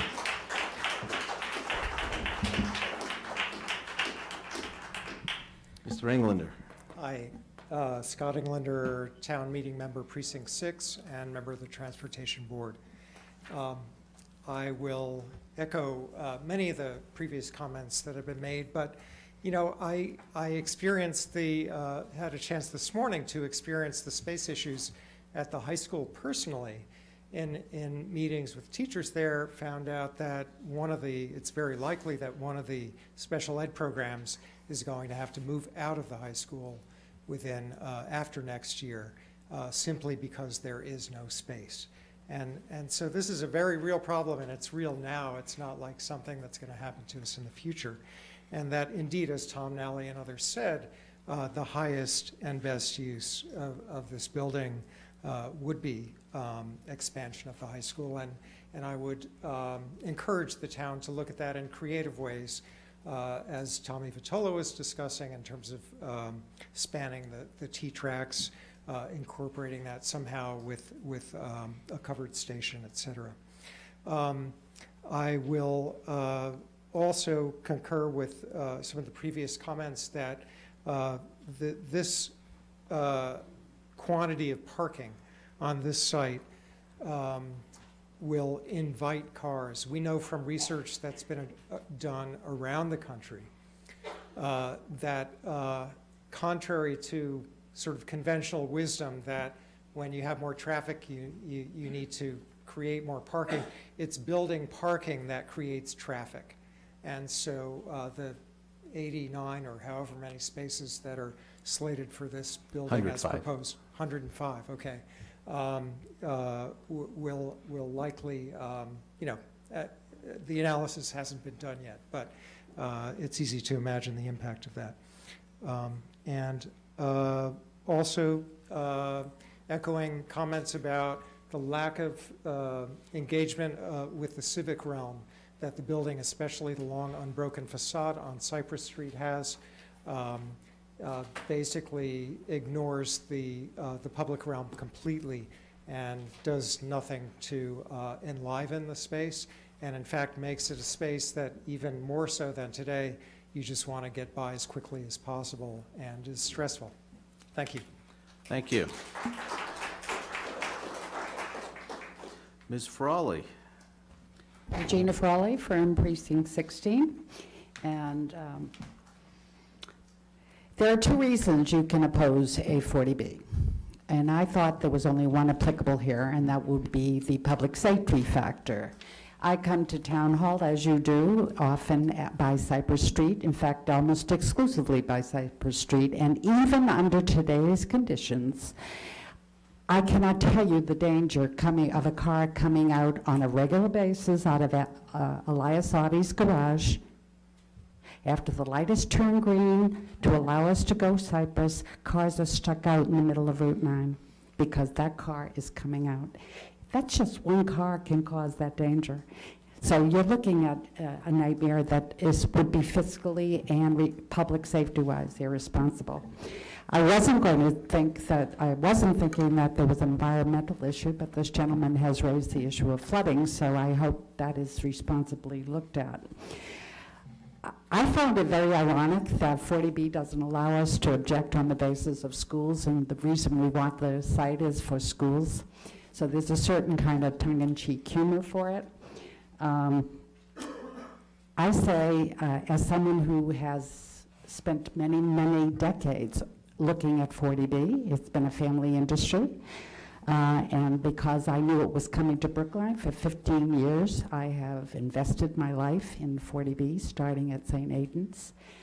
And there is absolutely no reason, when you look and go as far as I have in researching what it costs, the two cases involving a lawsuit, an eminent domain taking of 40B, won, and nobody, including your expert, has done the work I did to prove you don't have to pay for what would have been if you allowed the 40B. You only have to pay for the land as it is, and that's provable. I've gone to the funding agencies. They archived all that stuff. It took months to get it, but I got it. So bottom line is, take it. Just take it. Thank you. Mr. Hochleitner. Hi, my name is Brian Hochleitner. I'm a Precinct 6 town meeting member. I live on Elm Street, which is just off of Cypress.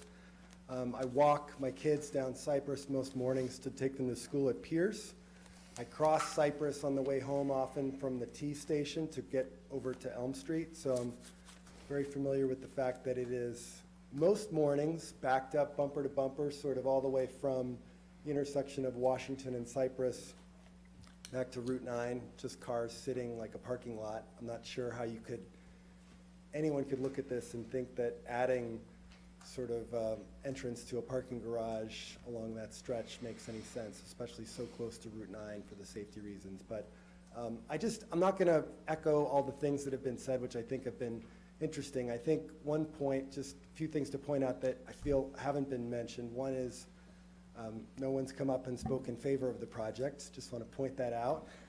This is not a group that's come up with a proposal that anyone in the community is here cheering for or supporting. I think we're a community that supports transit-oriented development, so I think there's a couple reasons you can think of that. One is obviously the concern about schools, but I think the other is that this is a situation. I work in real estate, and there is a school of thought in real estate development where you come forward with a proposal that's 30% bigger than it should be, because you know that you're going to get cut down. And so you come up with something that everyone's going to hate, and then the idea is that when you then reduce 30%, everyone's like, yay, we won. I think that's what's going on here, frankly. And I think, they mentioned that it's 15 feet higher than the building across the street. Do the math. It's 30% higher. I mean, it's not, look at the scale. It's not just 15 feet. It's a third taller than the building across the street. That gets worse on Brigham, which is, where it's close to much smaller residences, where you'd think that the building should taper down, should get smaller, should somehow be more contextual with the surroundings, and it doesn't do that.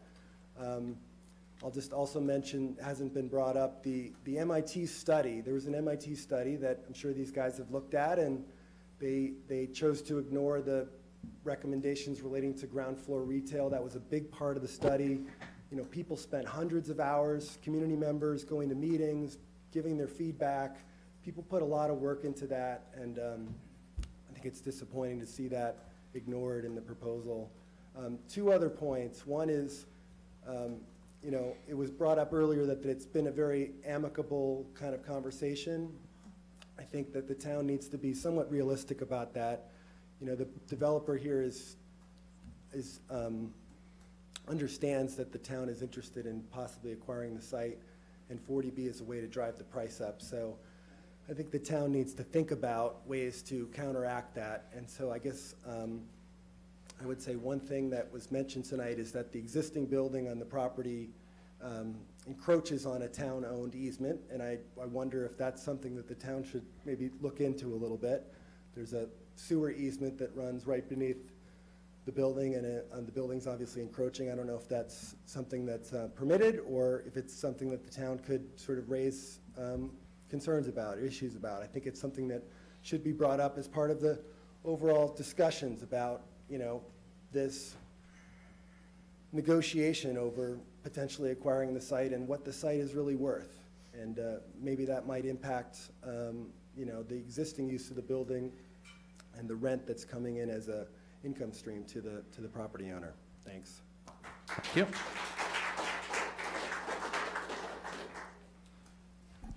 Hi, my name's Brian Bergstein. I'm a Precinct 6 town meeting member, and I realize I might be one of the last speakers, so I won't belabor the point or do too much to repeat things that have already been said. I certainly have learned a lot from a lot of the previous speakers and agree very much with the idea that this is just the wrong project for this area. But the reason I wanted to make sure I got up to speak was that I live at 43 Davis Avenue, which is actually some distance down towards Brookline Village.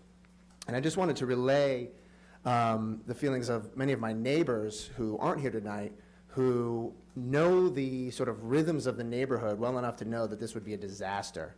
Even at 30%, even if this project were to get a 30 or 50% haircut in some kind of negotiation, it's way, way, way too much density for a sort of collection of narrow streets.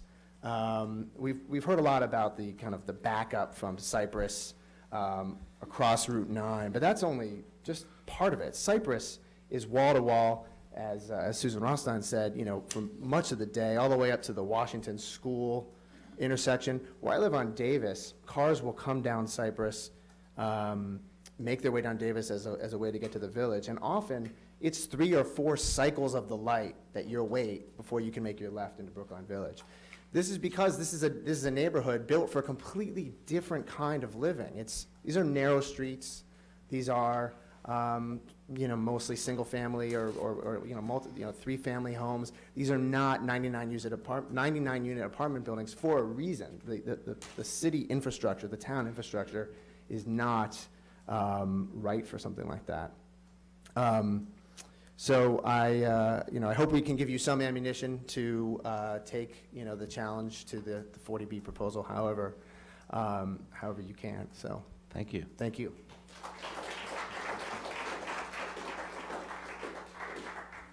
Hi, my name is Steve Bonato. I'm a unit owner over in 110 Cypress, PH6, and I appreciate all the very well thought out comments everyone has articulated, and I endorse all of them. A couple of additional things. I would think that the first level garage parking might very well also emit a lot of exhaust fumes onto street level where the pedestrians are walking, unless there's some other way of venting it outside the back of the building. I agree with the scale of the building being grossly out of proportion to everything else in the area except 323 Phase 2 development of 110 Cypress, 323 Boylston Street, yes. I'm not really sure how, I was not involved in any of this. I don't know how Alex Steinberg ever got the folks to agree to that very tall building, which I think actually is really out of proportion to the scale of the community in that area. So I would be very unhappy to see this building rise 7 stories and obstruct my beautiful view of the western sunset. Among the safety issues as well, I'm very concerned about it. It is very difficult to navigate the intersections, and I'll stop there. Thank you. Thank you. Does anyone else wish to speak? Yes. My name is Valerie Morheim. I'm a direct abutter also. And, on Brington? On Brington, okay. Yeah, right, 21 Brington Road, so we abut the property. And one thing that I saw in there is we do have an easement for parking, and it was mentioned on the plan, but the plans don't leave any room to drive to our parking spaces. So in our deed, it says that we have the right to drive and to pass through that area. So whatever development goes there, I'd like to just make sure that we have that leeway to get our cars into our parking spaces. And I agree with everything that everybody said. And I want to say I look forward to working with you on a school project. Thank you. Mr. Hi, my Crane. name is Dan Crane. Been a resident of Brookline most of my life, 5th generation here. And one of the things that my grandparents, my parents, we always believed was that Brookline did things a little bit differently and really watched out for the neighborhoods, for the people that lived in them. I don't really see anything in this presentation. They showed us the Cypress Street side. They didn't talk about the impact on Brington Road whatsoever, which a 7-story building there is just insane. A 5-story building would be insane there. I understand the difficulties 40B presents to you folks, but you know, I really want to trust that the town is going to have our back and go to bat for us. Nobody here wants it, as it's been said. Nobody came to support the program. It's a terrible idea for that location, and I really hope you guys will go to bat for us. Thank you.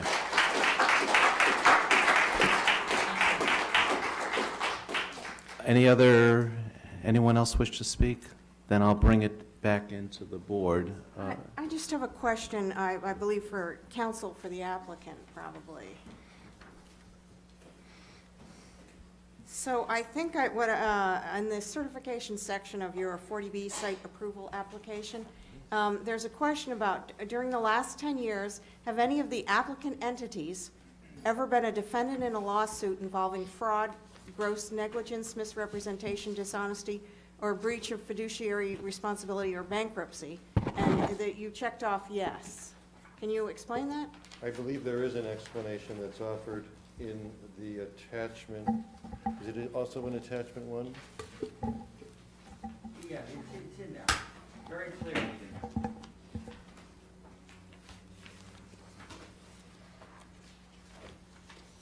So we don't have to find it. We just have to find it.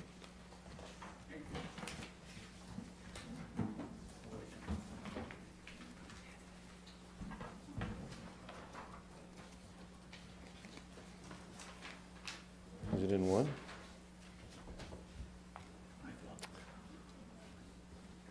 I'm sorry, it's attachment 6.2. Would you like me to read it? Sure. In March 2011, a panel of 3 arbitrators of the American Arbitration Association found in favor of claimant, the Boston Foundation, on its claim for breach of fiduciary duty and for breach of duty of good faith and fair dealing against the respondent, H.R. Gauguin, LLC, of which Mr. Lewis was sole shareholder. The dispute arose over the handling of finances and affairs of a cruise ship named the MS Paul Gauguin, based in French Polynesia. What page is that on? It's tab 6.2.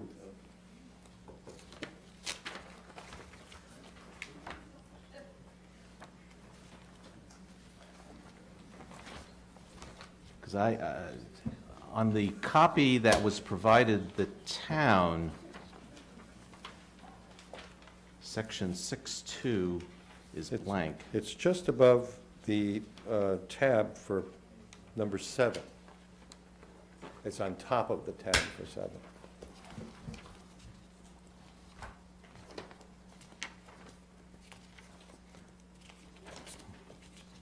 Attachment 6.2. Is it toward the back? Yeah, see tab 7, it sits on top of the numbered tab, not below it. Well, we'll look for it. Okay. Any other questions from the board? And then I'll try to summarize. I have a technical question, probably for Ms. Selko, and I apologize for my ignorance on this. I know 40B exempts an applicant from the zoning bylaw in a given town. We have a robust flood control bylaw in this town. The issue of flooding has been brought up in public comment. I am very familiar with the flood control bylaw, and I'm wondering whether that 40B exempts an applicant from that bylaw as well. Oh, sorry. They will be required to submit a drainage and stormwater report, and it will have to meet all the standards for the state.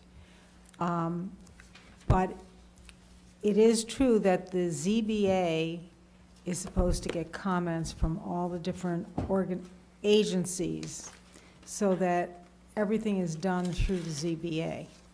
And if there's a comment about the town bylaw, then they will look at that as well. So the comprehensive permit preempts the local flood control bylaw? No, I'm not saying that. I'm saying that they'll have to abide by it, and they'll have to abide by the standards for the stormwater and drainage, and that our Director of Transportation and Engineering will have to review and approve any stormwater plan. So I know I'm not answering you exactly because I don't know, but I would think that they would have to abide by that. Perhaps the counsel for the applicant can address that.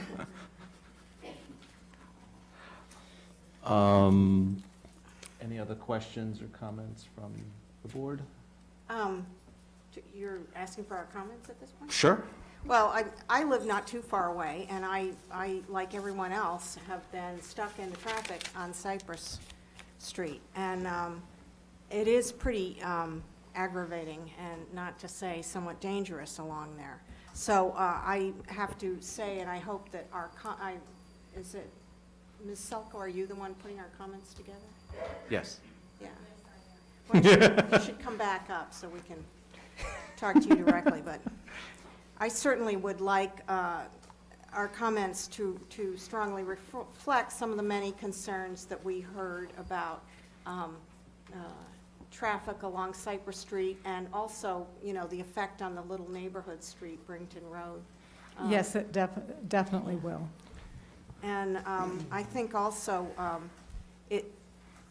I think we heard a number of very pertinent comments about the massing and about the view on Cypress Street and that the garage and possible conflicts with pedestrians and cars there with that garage opening directly onto Cypress Street. Right. So those, I think, would be important. The phrase that hit me along those lines is the project should engage the civic realm. I love that phrase. Okay, we'll try to use those words.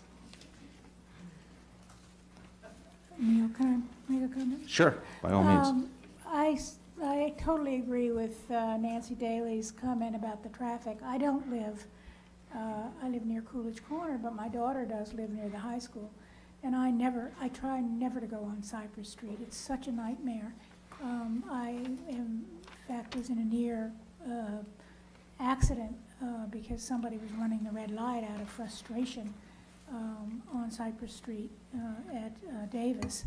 It's really very, very dangerous. I would want us to advocate strongly for a no parking building there because there is the T and there's no reason to add more traffic and more cars. If we have to have a building, I don't think we should, but if we have to have one, it should have no parking.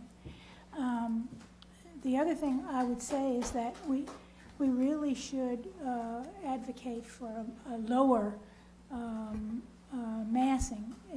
It's just out of scale for the neighborhood. This isn't New York. We don't want to be New York. We want to be a neighborhood. We want to be smaller, urban kind of setting. We don't want to have big buildings in the middle of, you know, small neighborhoods, and Brington Road certainly is. And the area around the high school, Davis, all along Davis Street, along Welland, around all those streets around, and also the streets across Route 9, Walnut, and the others. So it's just really way too big and way too dangerous in terms of the traffic, and the entrance to the garage is it's crazy. There'll be incredible frustration about getting in and out of that garage. I will include that. I want to pick up on two things that I heard, one most recently from Selectman Heller. I'm concerned about queuing on Cypress Street, getting in and out of that garage. I think it's something we've seen with other 40B developments on major streets, and it's no different here. And I think that comment should be reflected in our letter. I want to pick up on something that Mr. Dempsey said about creating an entrance and exit directly to the Brookline Hills T-stop. I think if only for convenience, it makes a lot of sense to punch through to create an opening in that fence, the backside of the eastbound Brookline Hills T-stop, to allow people to exit this building, get on the T, rather than have to walk up Brington, around, and come back down on Tappan. And then just looking at my notes of the comments, we should emphasize the project should promote the pedestrian streetscape. That is a important pedestrian route. We need to pay attention to shadows. I think we usually request a shadow study. and also the flooding comments that were made Right. by an abutter. We should include the public transit corrections that Ms. Swain sent to us, and emphasize strongly the the problems that I know many of us have with the Cypress Street driveway. I know that came out in the site visit, but that should definitely go into our thing. And then, of course, we should try to reduce the parking in the units. And also, this has come up, we really need to pay attention to the scale of the surrounding buildings. Did I miss anything? The big ones? Garage exhaust, that was a new one. I heard a request to maintain the traffic calming measures that Right, exist on currently Brington on Road, Brington. yeah. Right. And the street trees. Okay, so next week, we'll be talking about our letter, but that'll be a discussion amongst the board members. We won't be taking public comment for that, and we'll be getting comments from other departments, especially the planning department. Yes, sir. When do you close input into your letters, Franklin? Yeah. Submit a letter? No, you can submit a letter tomorrow. You can also submit, and you might consider this, you can submit comments directly to Mass Housing. So perhaps you can take advantage of that. So I'm going to close the public hearing on 111 Cypress Street and move on to the next item on the agenda. Thank you, gentlemen. And the next item is the question of establishing a study committee for the purchase and acquisition of 107 to 111 Cypress Street, followed by a request for a reserve fund transfer of $50,000 for consulting services associated with the acquisition study. Ms. Bruton. Good evening again. My name is Kara Bruton. I'm the Economic Development Director for the town and work in the Planning and Community Development Department with Polycelco. So I'm before you tonight to ask if the Board of Selectmen would like to establish a study committee, and there's also a proposed charge in your packets. And this committee would look at the potential acquisition of 107 to 111 Cypress Street, the parcel that we've just been talking about. As some background, and as many have alluded to tonight, one of the high school expansion concepts that have been talked about include this parcel, and that's as described and shown in the September 2013 so-called B-Space Committee final report, and then also further developed by SMMA in March 2015 in their Brookline High School further study.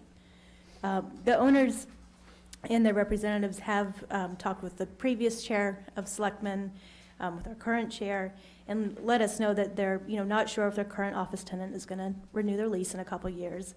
They've expressed a willingness, as you've mentioned earlier, to work with the town. We have looked in the past at potential outcomes such as a mixed-use development of school use on the bottom floor or two and housing above. However, those initial conversations with neighborhood residents, and one of those concepts, for example, is 8 stories, 2 stories of school, 6 stories of residential.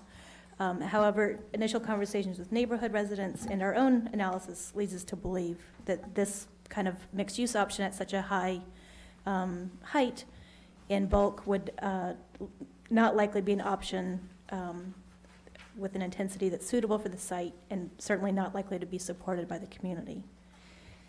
Given the site's location adjacent to the high school campus, its identification in 2 studies as a possible site for some or all of the high school expansion, its strategic value to the town is potentially very high. Even if the site is not ultimately used as part of the high school expansion, we've talked about how that study is still going on. There are potential school and other town space needs that the site could satisfy. And just to give you a sense or kind of a preview of what that might look like, right now we have we're leasing space from 2 temples in town for some of our pre-K programs of about 16,600 square feet. We're renting 10,000 square feet over at Webster Place for administrative back office We're renting 4,000 square feet across the parking lot at the Korean Church for adult ed.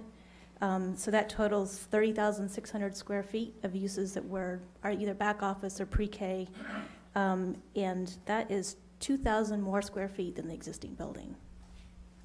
So just to give you a sense of, we're hoping, and you'll see in the committee charge, to look at many uses, including high school expansion, other municipal uses, other school uses, but I just wanted to give you a sense of some of our leases that we have today that could fit right in that existing building.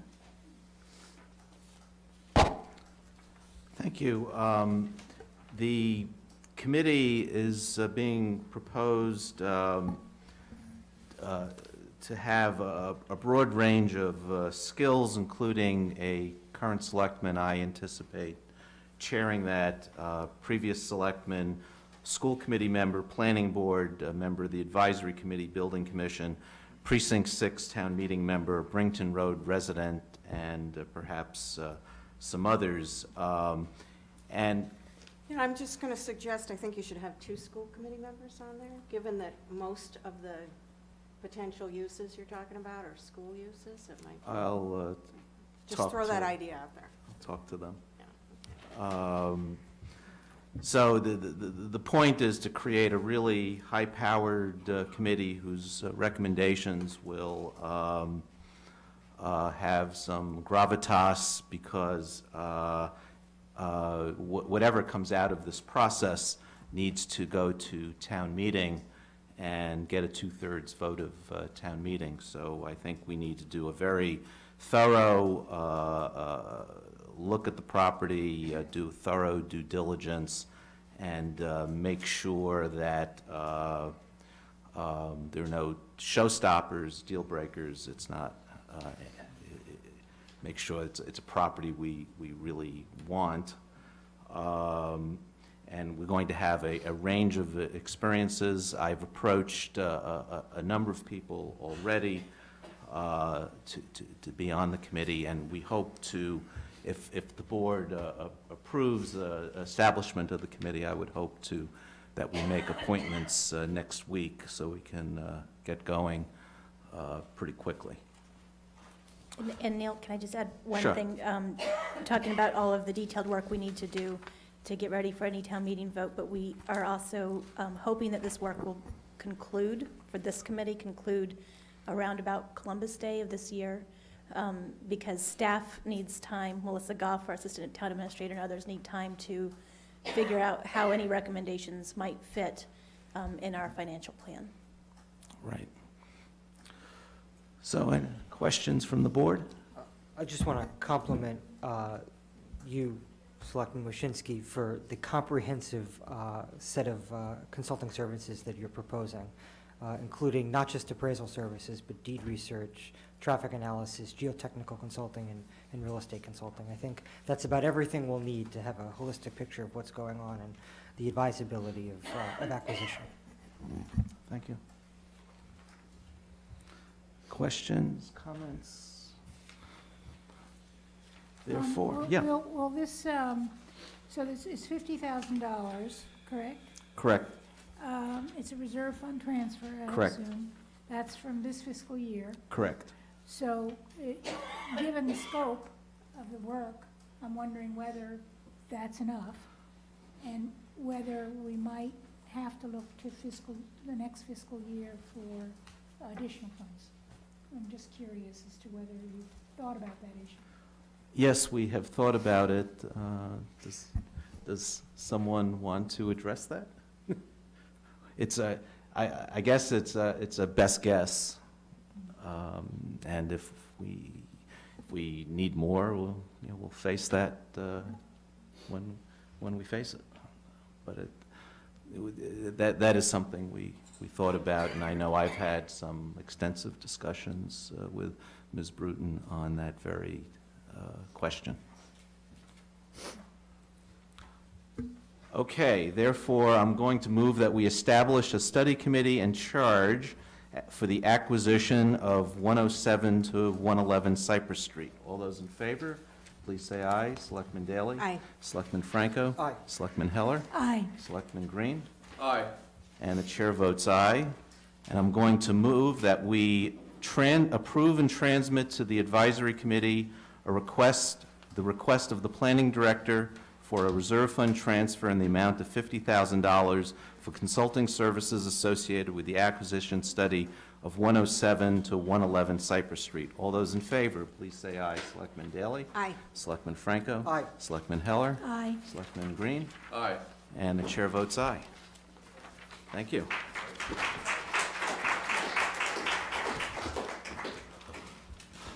Thank you very much.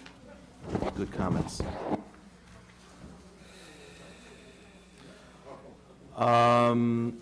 The next item relates to another 40B, 40 Center Street, and this is the question of authorizing the chair to execute a 40B technical review assistance application to the Massachusetts Housing Partnership for the 40 Center Street 40B comprehensive permit application and forward said application to the Zoning Board of Appeals. This is similar to a request for money for technical assistance we made last week for which project? The Pudding Stone? Yeah, I think it was Pudding Stone last week. I've lost track. They're merging in my mind, all these 40Bs. We were told last week by the planning director that being that we're dealing with the tsunami of 40Bs, and while we're eligible for $10,000, we're likely not to get $10,000 for each project. But if we don't ask, we won't get it. So let's ask, and we'll see how much they give us. Anyone want to add anything else? This is an application to ask for money, so. I'm all for asking for money. Yeah, I have one. So on page 2, excuse me, page 2 of the application, there's a question about how many comprehensive permits have been submitted to us in the last 10 years. And there's only 5 on the list here. So That's actually probably technically accurate because we have a bunch of projects with Pell letters, but right, they haven't submitted it to us yet right. for the comprehensive permit. So technically, this is correct. Is there some way to put an addendum here and say, you know, I mean, it seems to me that strengthens the case for the need for funding. Because we're dealing with all these other applications as well. Sure, I think that's fine. We'll put it in a cover letter. We've been contacting various state officials in the last couple of weeks, making them very aware of where we're at, but we can do that in this cover letter. Okay, so I will move that we authorize the chair to execute a 40B technical review assistance application to the Mass Housing Partnership for the 40 Center Street 40B comprehensive permit application and forward said application to the Zoning Board of Appeals. Boy, that's a mouthful. All those in favor, please say aye. Selectman Daley. Aye. Selectman Franco. Aye. Selectman Heller. Aye. Selectman Green. Aye. Chair votes aye. Moving on to warrant articles. Are we ready to vote the Article 2? Yes. You, I believe you have an agreement that you are ready to take up under Article 2. Yeah. Oh, okay. Okay. Earlier in executive session, we discussed the ASME agreement. I How know. soon we forget? Has ASME voted it? Yes, Yes. they've Yes. ratified it. Oh, okay. So we were the holdup on that one, okay?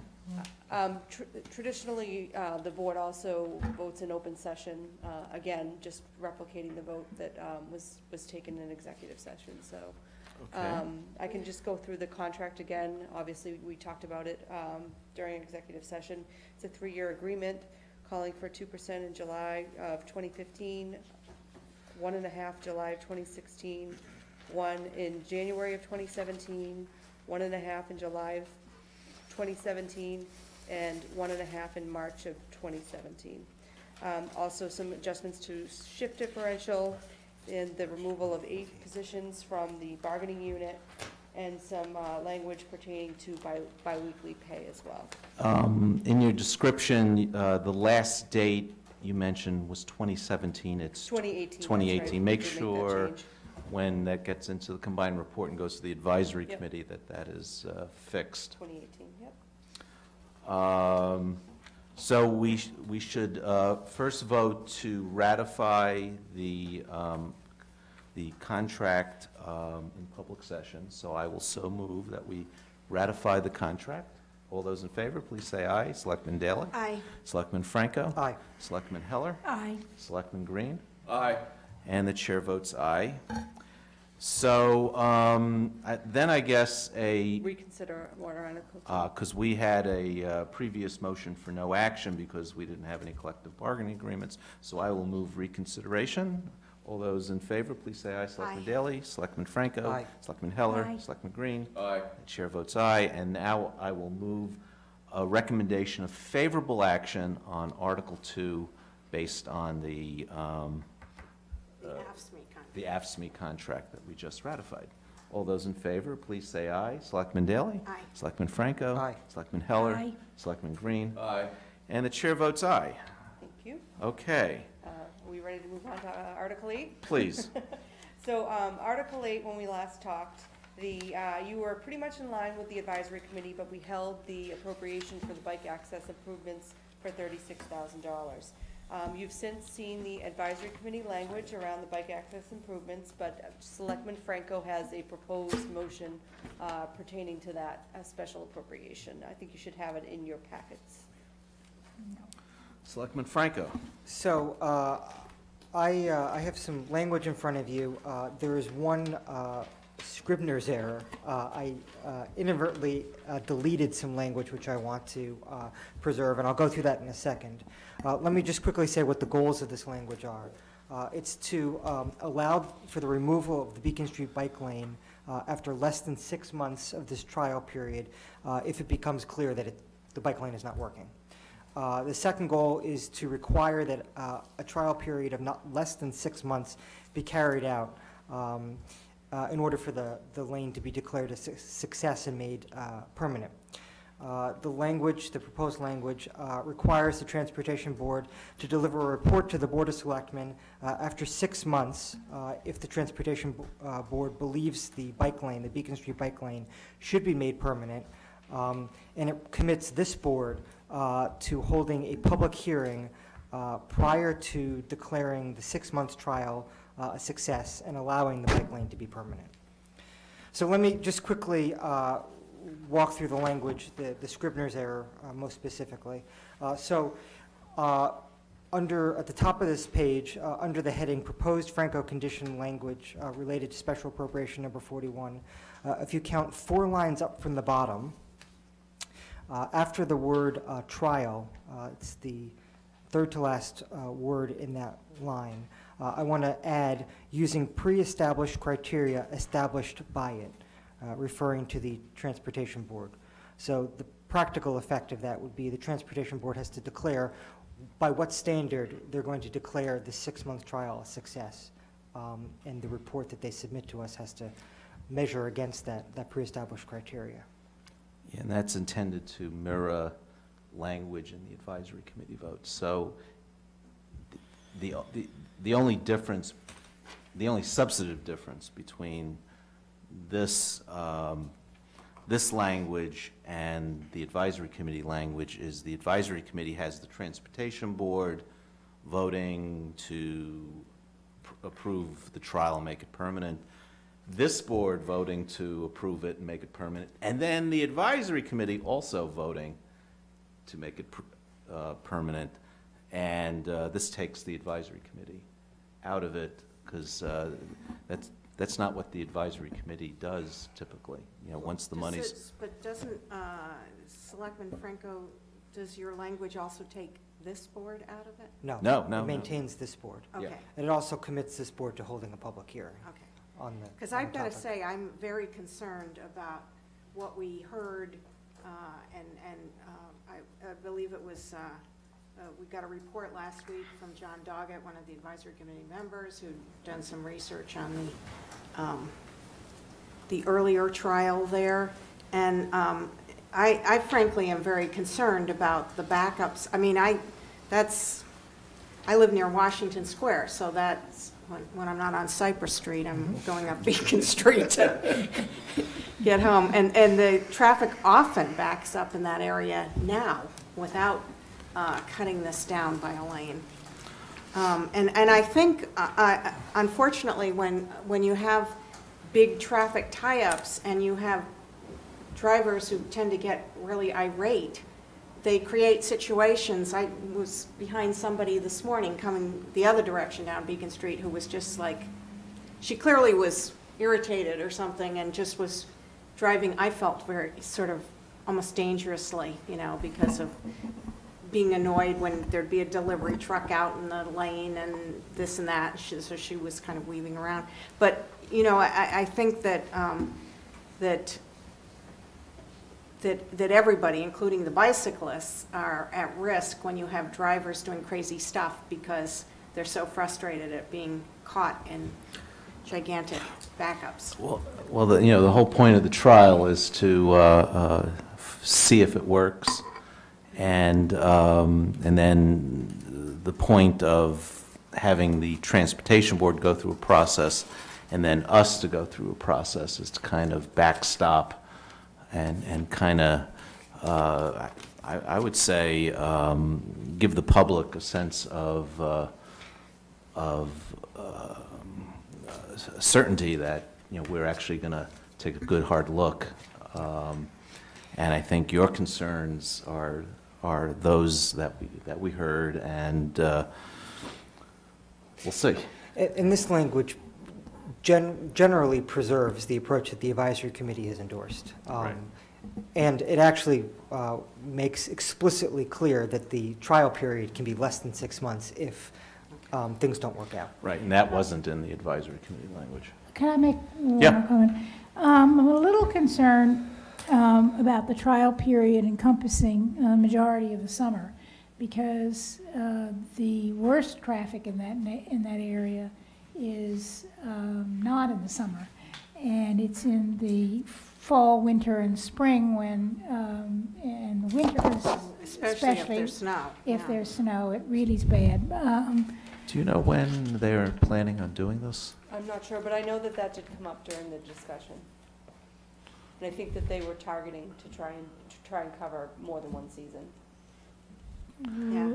Right, so when the study would begin and when? I don't know that the specifics have been developed yet, but Yeah. I can get back to you on that. Because the traffic is very light in July and the first half of August. I can't imagine that this is going to start before the 1st of August, or at least the end of the summer, the mid to end of summer, which would take us through the fall, Well, that would be into the fine. winter. That would be fine, but if it starts June 1st, Well, remember, too, we're going to be in the driver's seat because it's going to have to come back to us. And don't forget, for this to be declared a success, it's a 6-month trial, so it's half the year. And the board will have to approve the contract anyway when the transportation division comes in front of you for it. So I'm going to move Selectman Franco's language. Okay. All those in favor, that was easy. All those in favor, please say aye. Selectman Daley? Aye. Selectman Franco? Oh, I'm sorry, you have to reconsider Article 8 and then vote the language. Oh, okay. So I'm going to reconsider Article 8. that item in Article 8. I'm not There going you to go. reopen all of Article 8. special appropriation number 41. Okay, so we'll reconsider, the motion is to reconsider special appropriation number 41. All those in favor, please say aye. Selectman Daley? Aye. Selectman Franco? Aye. Selectman Heller? Aye. Selectman Green? Aye.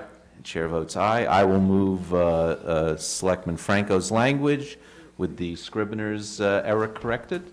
All those in favor, please say aye. Selectman Daley? Aye. Selectman Franco? Aye. Selectman Heller? Aye. Selectman Green? Aye. And the chair votes aye. So we are completely reconciled with the advisory committee with the exception of item 41. Correct. Okay. Thank Okay, you. that's cool. Article 10, the advisory committee voted, You're very close as well. So the Yeah. only difference between the board's vote and the advisory committee vote is that the advisory committee voted just the first sentence of your motion on Article 10. So basically, to refer the subject matter of Article 10 to a Selectmen's committee to examine the impact and feasibility of stronger anti-tobacco measures. so this is on page 18.4 of our packet, in the middle of the page, and our language was a bit more complex. I actually like the advisory. I do language too. better. Yeah, when I saw it, my first reaction was, oh, I like their language better than ours. So I'll move reconsideration on Article 10. You know, let's just make sure everyone Let me, sees it.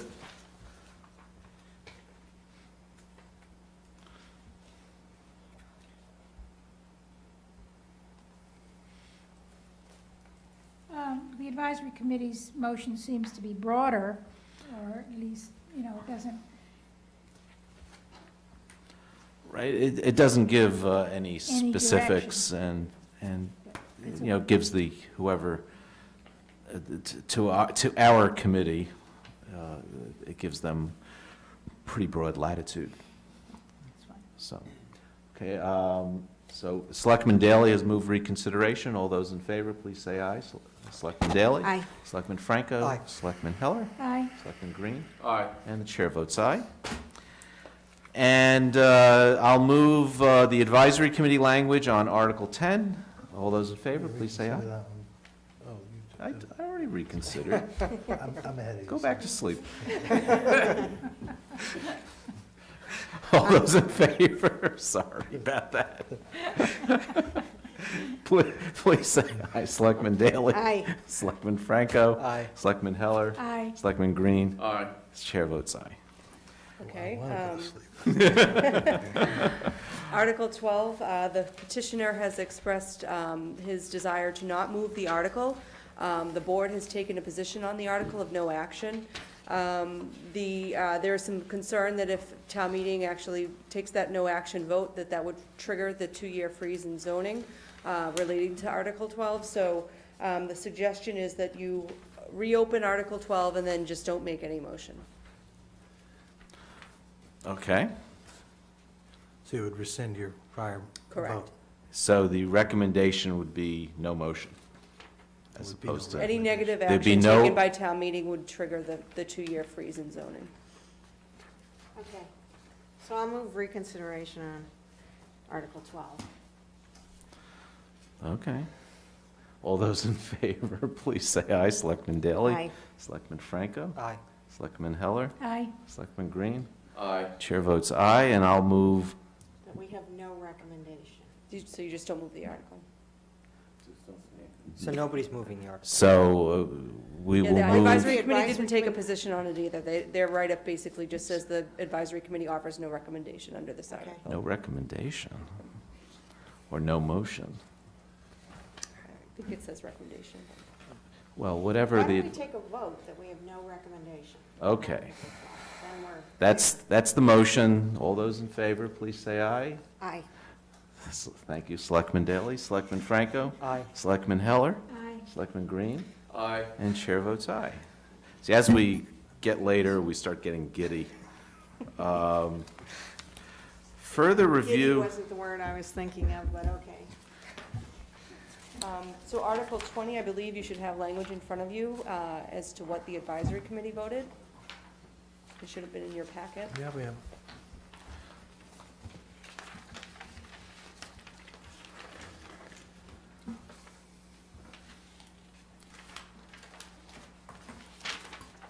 Can you give us a clue what oh, here it is, I think. 18-10.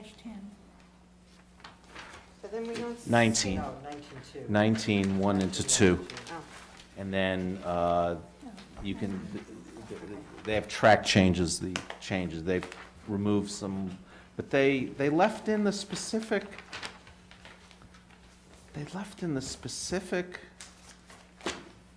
references to the acts. I don't know what these acts say.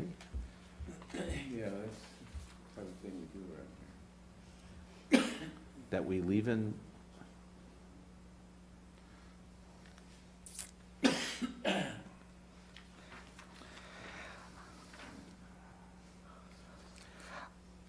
I am also uncomfortable endorsing these specific acts, but I leave it to my colleagues to decide whether it's worth playing ping pong with the advisory committee over. No, I think as a matter of principle, I can't, vote on something I have no clue about. And which may change in the future. Right. So I think to finesse it, not get into it. We have two choices. One would be to rewrite this thing. Well, three choices. Rewrite it. We can go up to, therefore be it resolved that Brookline Town Meeting calls for an immediate end to the United States economic, commercial, and financial embargo against Cuba. Period. Period. So we take what the advisory did up to that point, and we do not vote for their last, be it further resolves. I can go for that. So that would remove the travel ban, right?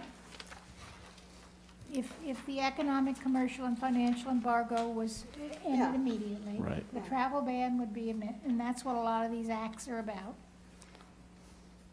I presume. All I see is the title of the act. In federal legislation, you never know what's in it until you read it. The only thing we'd be losing is at the bottom of the first, be it further resolved, urging Congressman Kennedy to support efforts to. No, but to Bernard's point, if we don't know what, we don't have these things before us. Maybe in a perfect world, one of us would have looked them all up, but we didn't. And we don't know what they say, so I'm We don't have to lose a little that. We could just uncomfortable say- voting for them or telling Representative Kennedy. Yeah, we don't have to cite the specific Right. laws. We could just, bills, we could say against Cuba, comma, and strongly encourages Representative Joseph P. Kennedy III to support measures to end this. That achieve these goals. That achieve these goals. There you go. Okay. Okay. I like it. Yeah.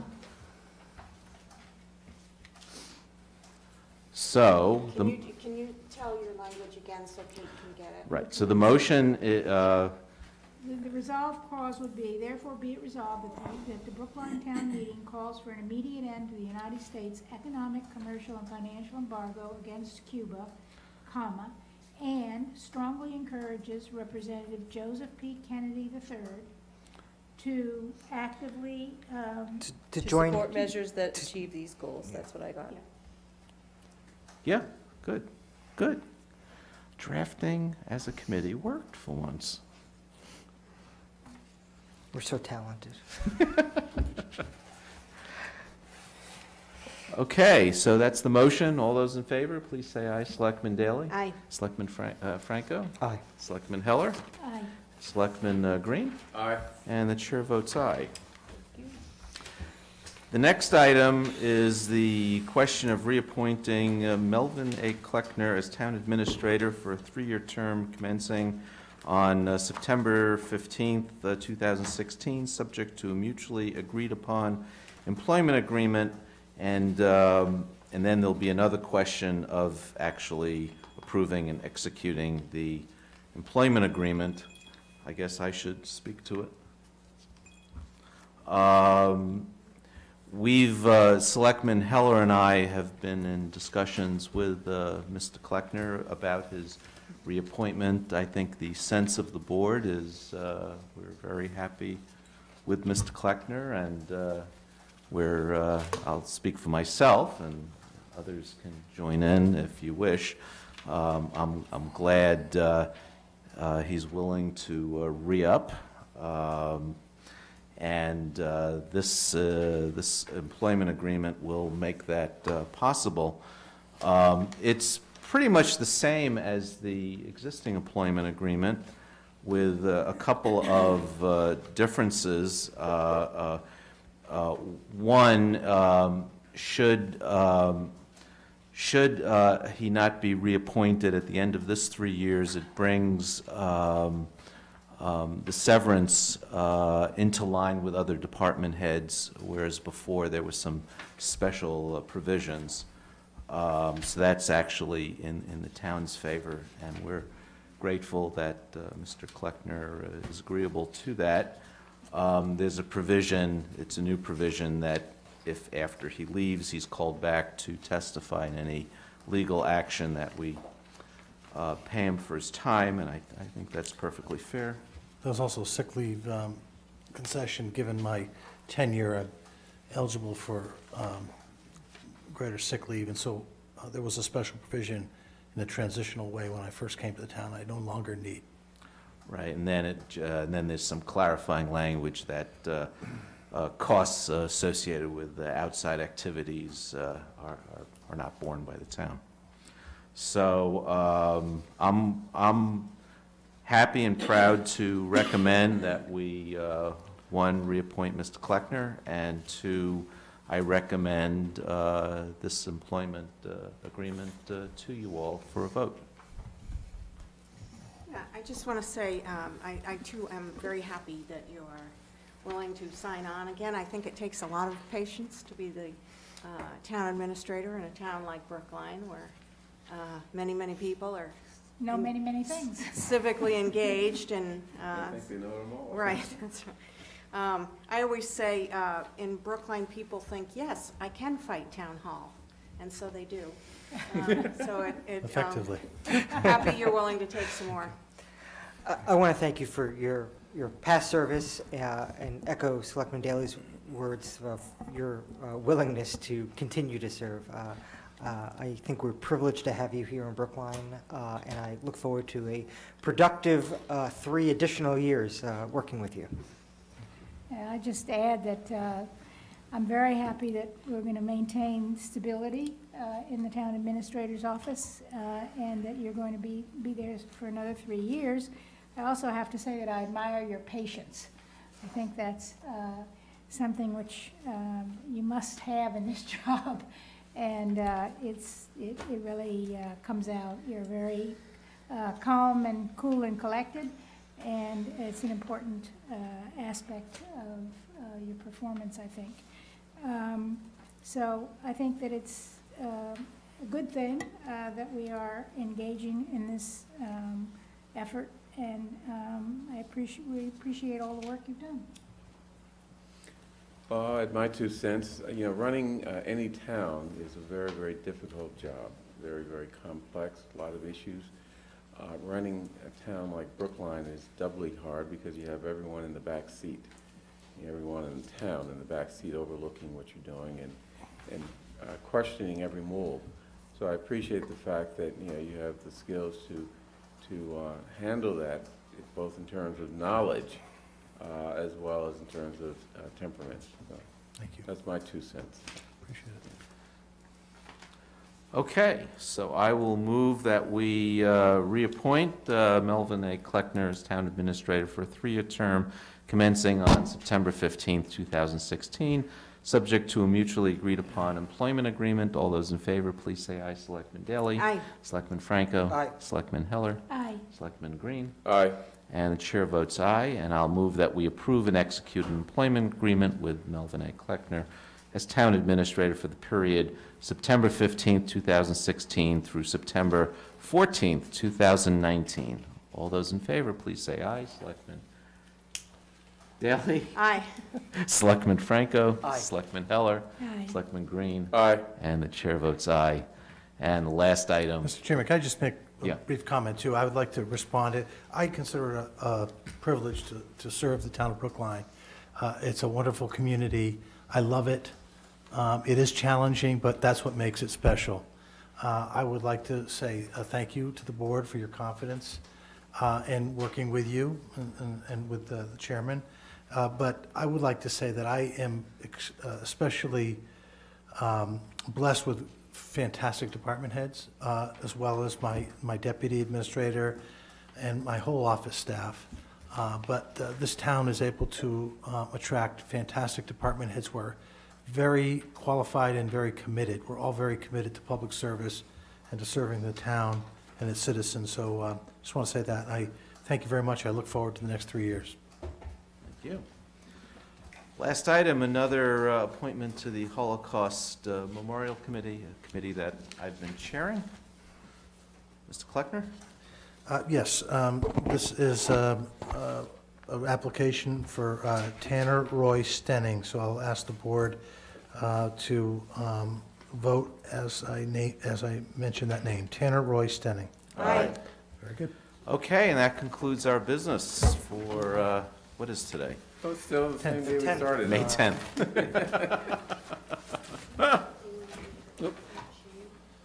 Yeah,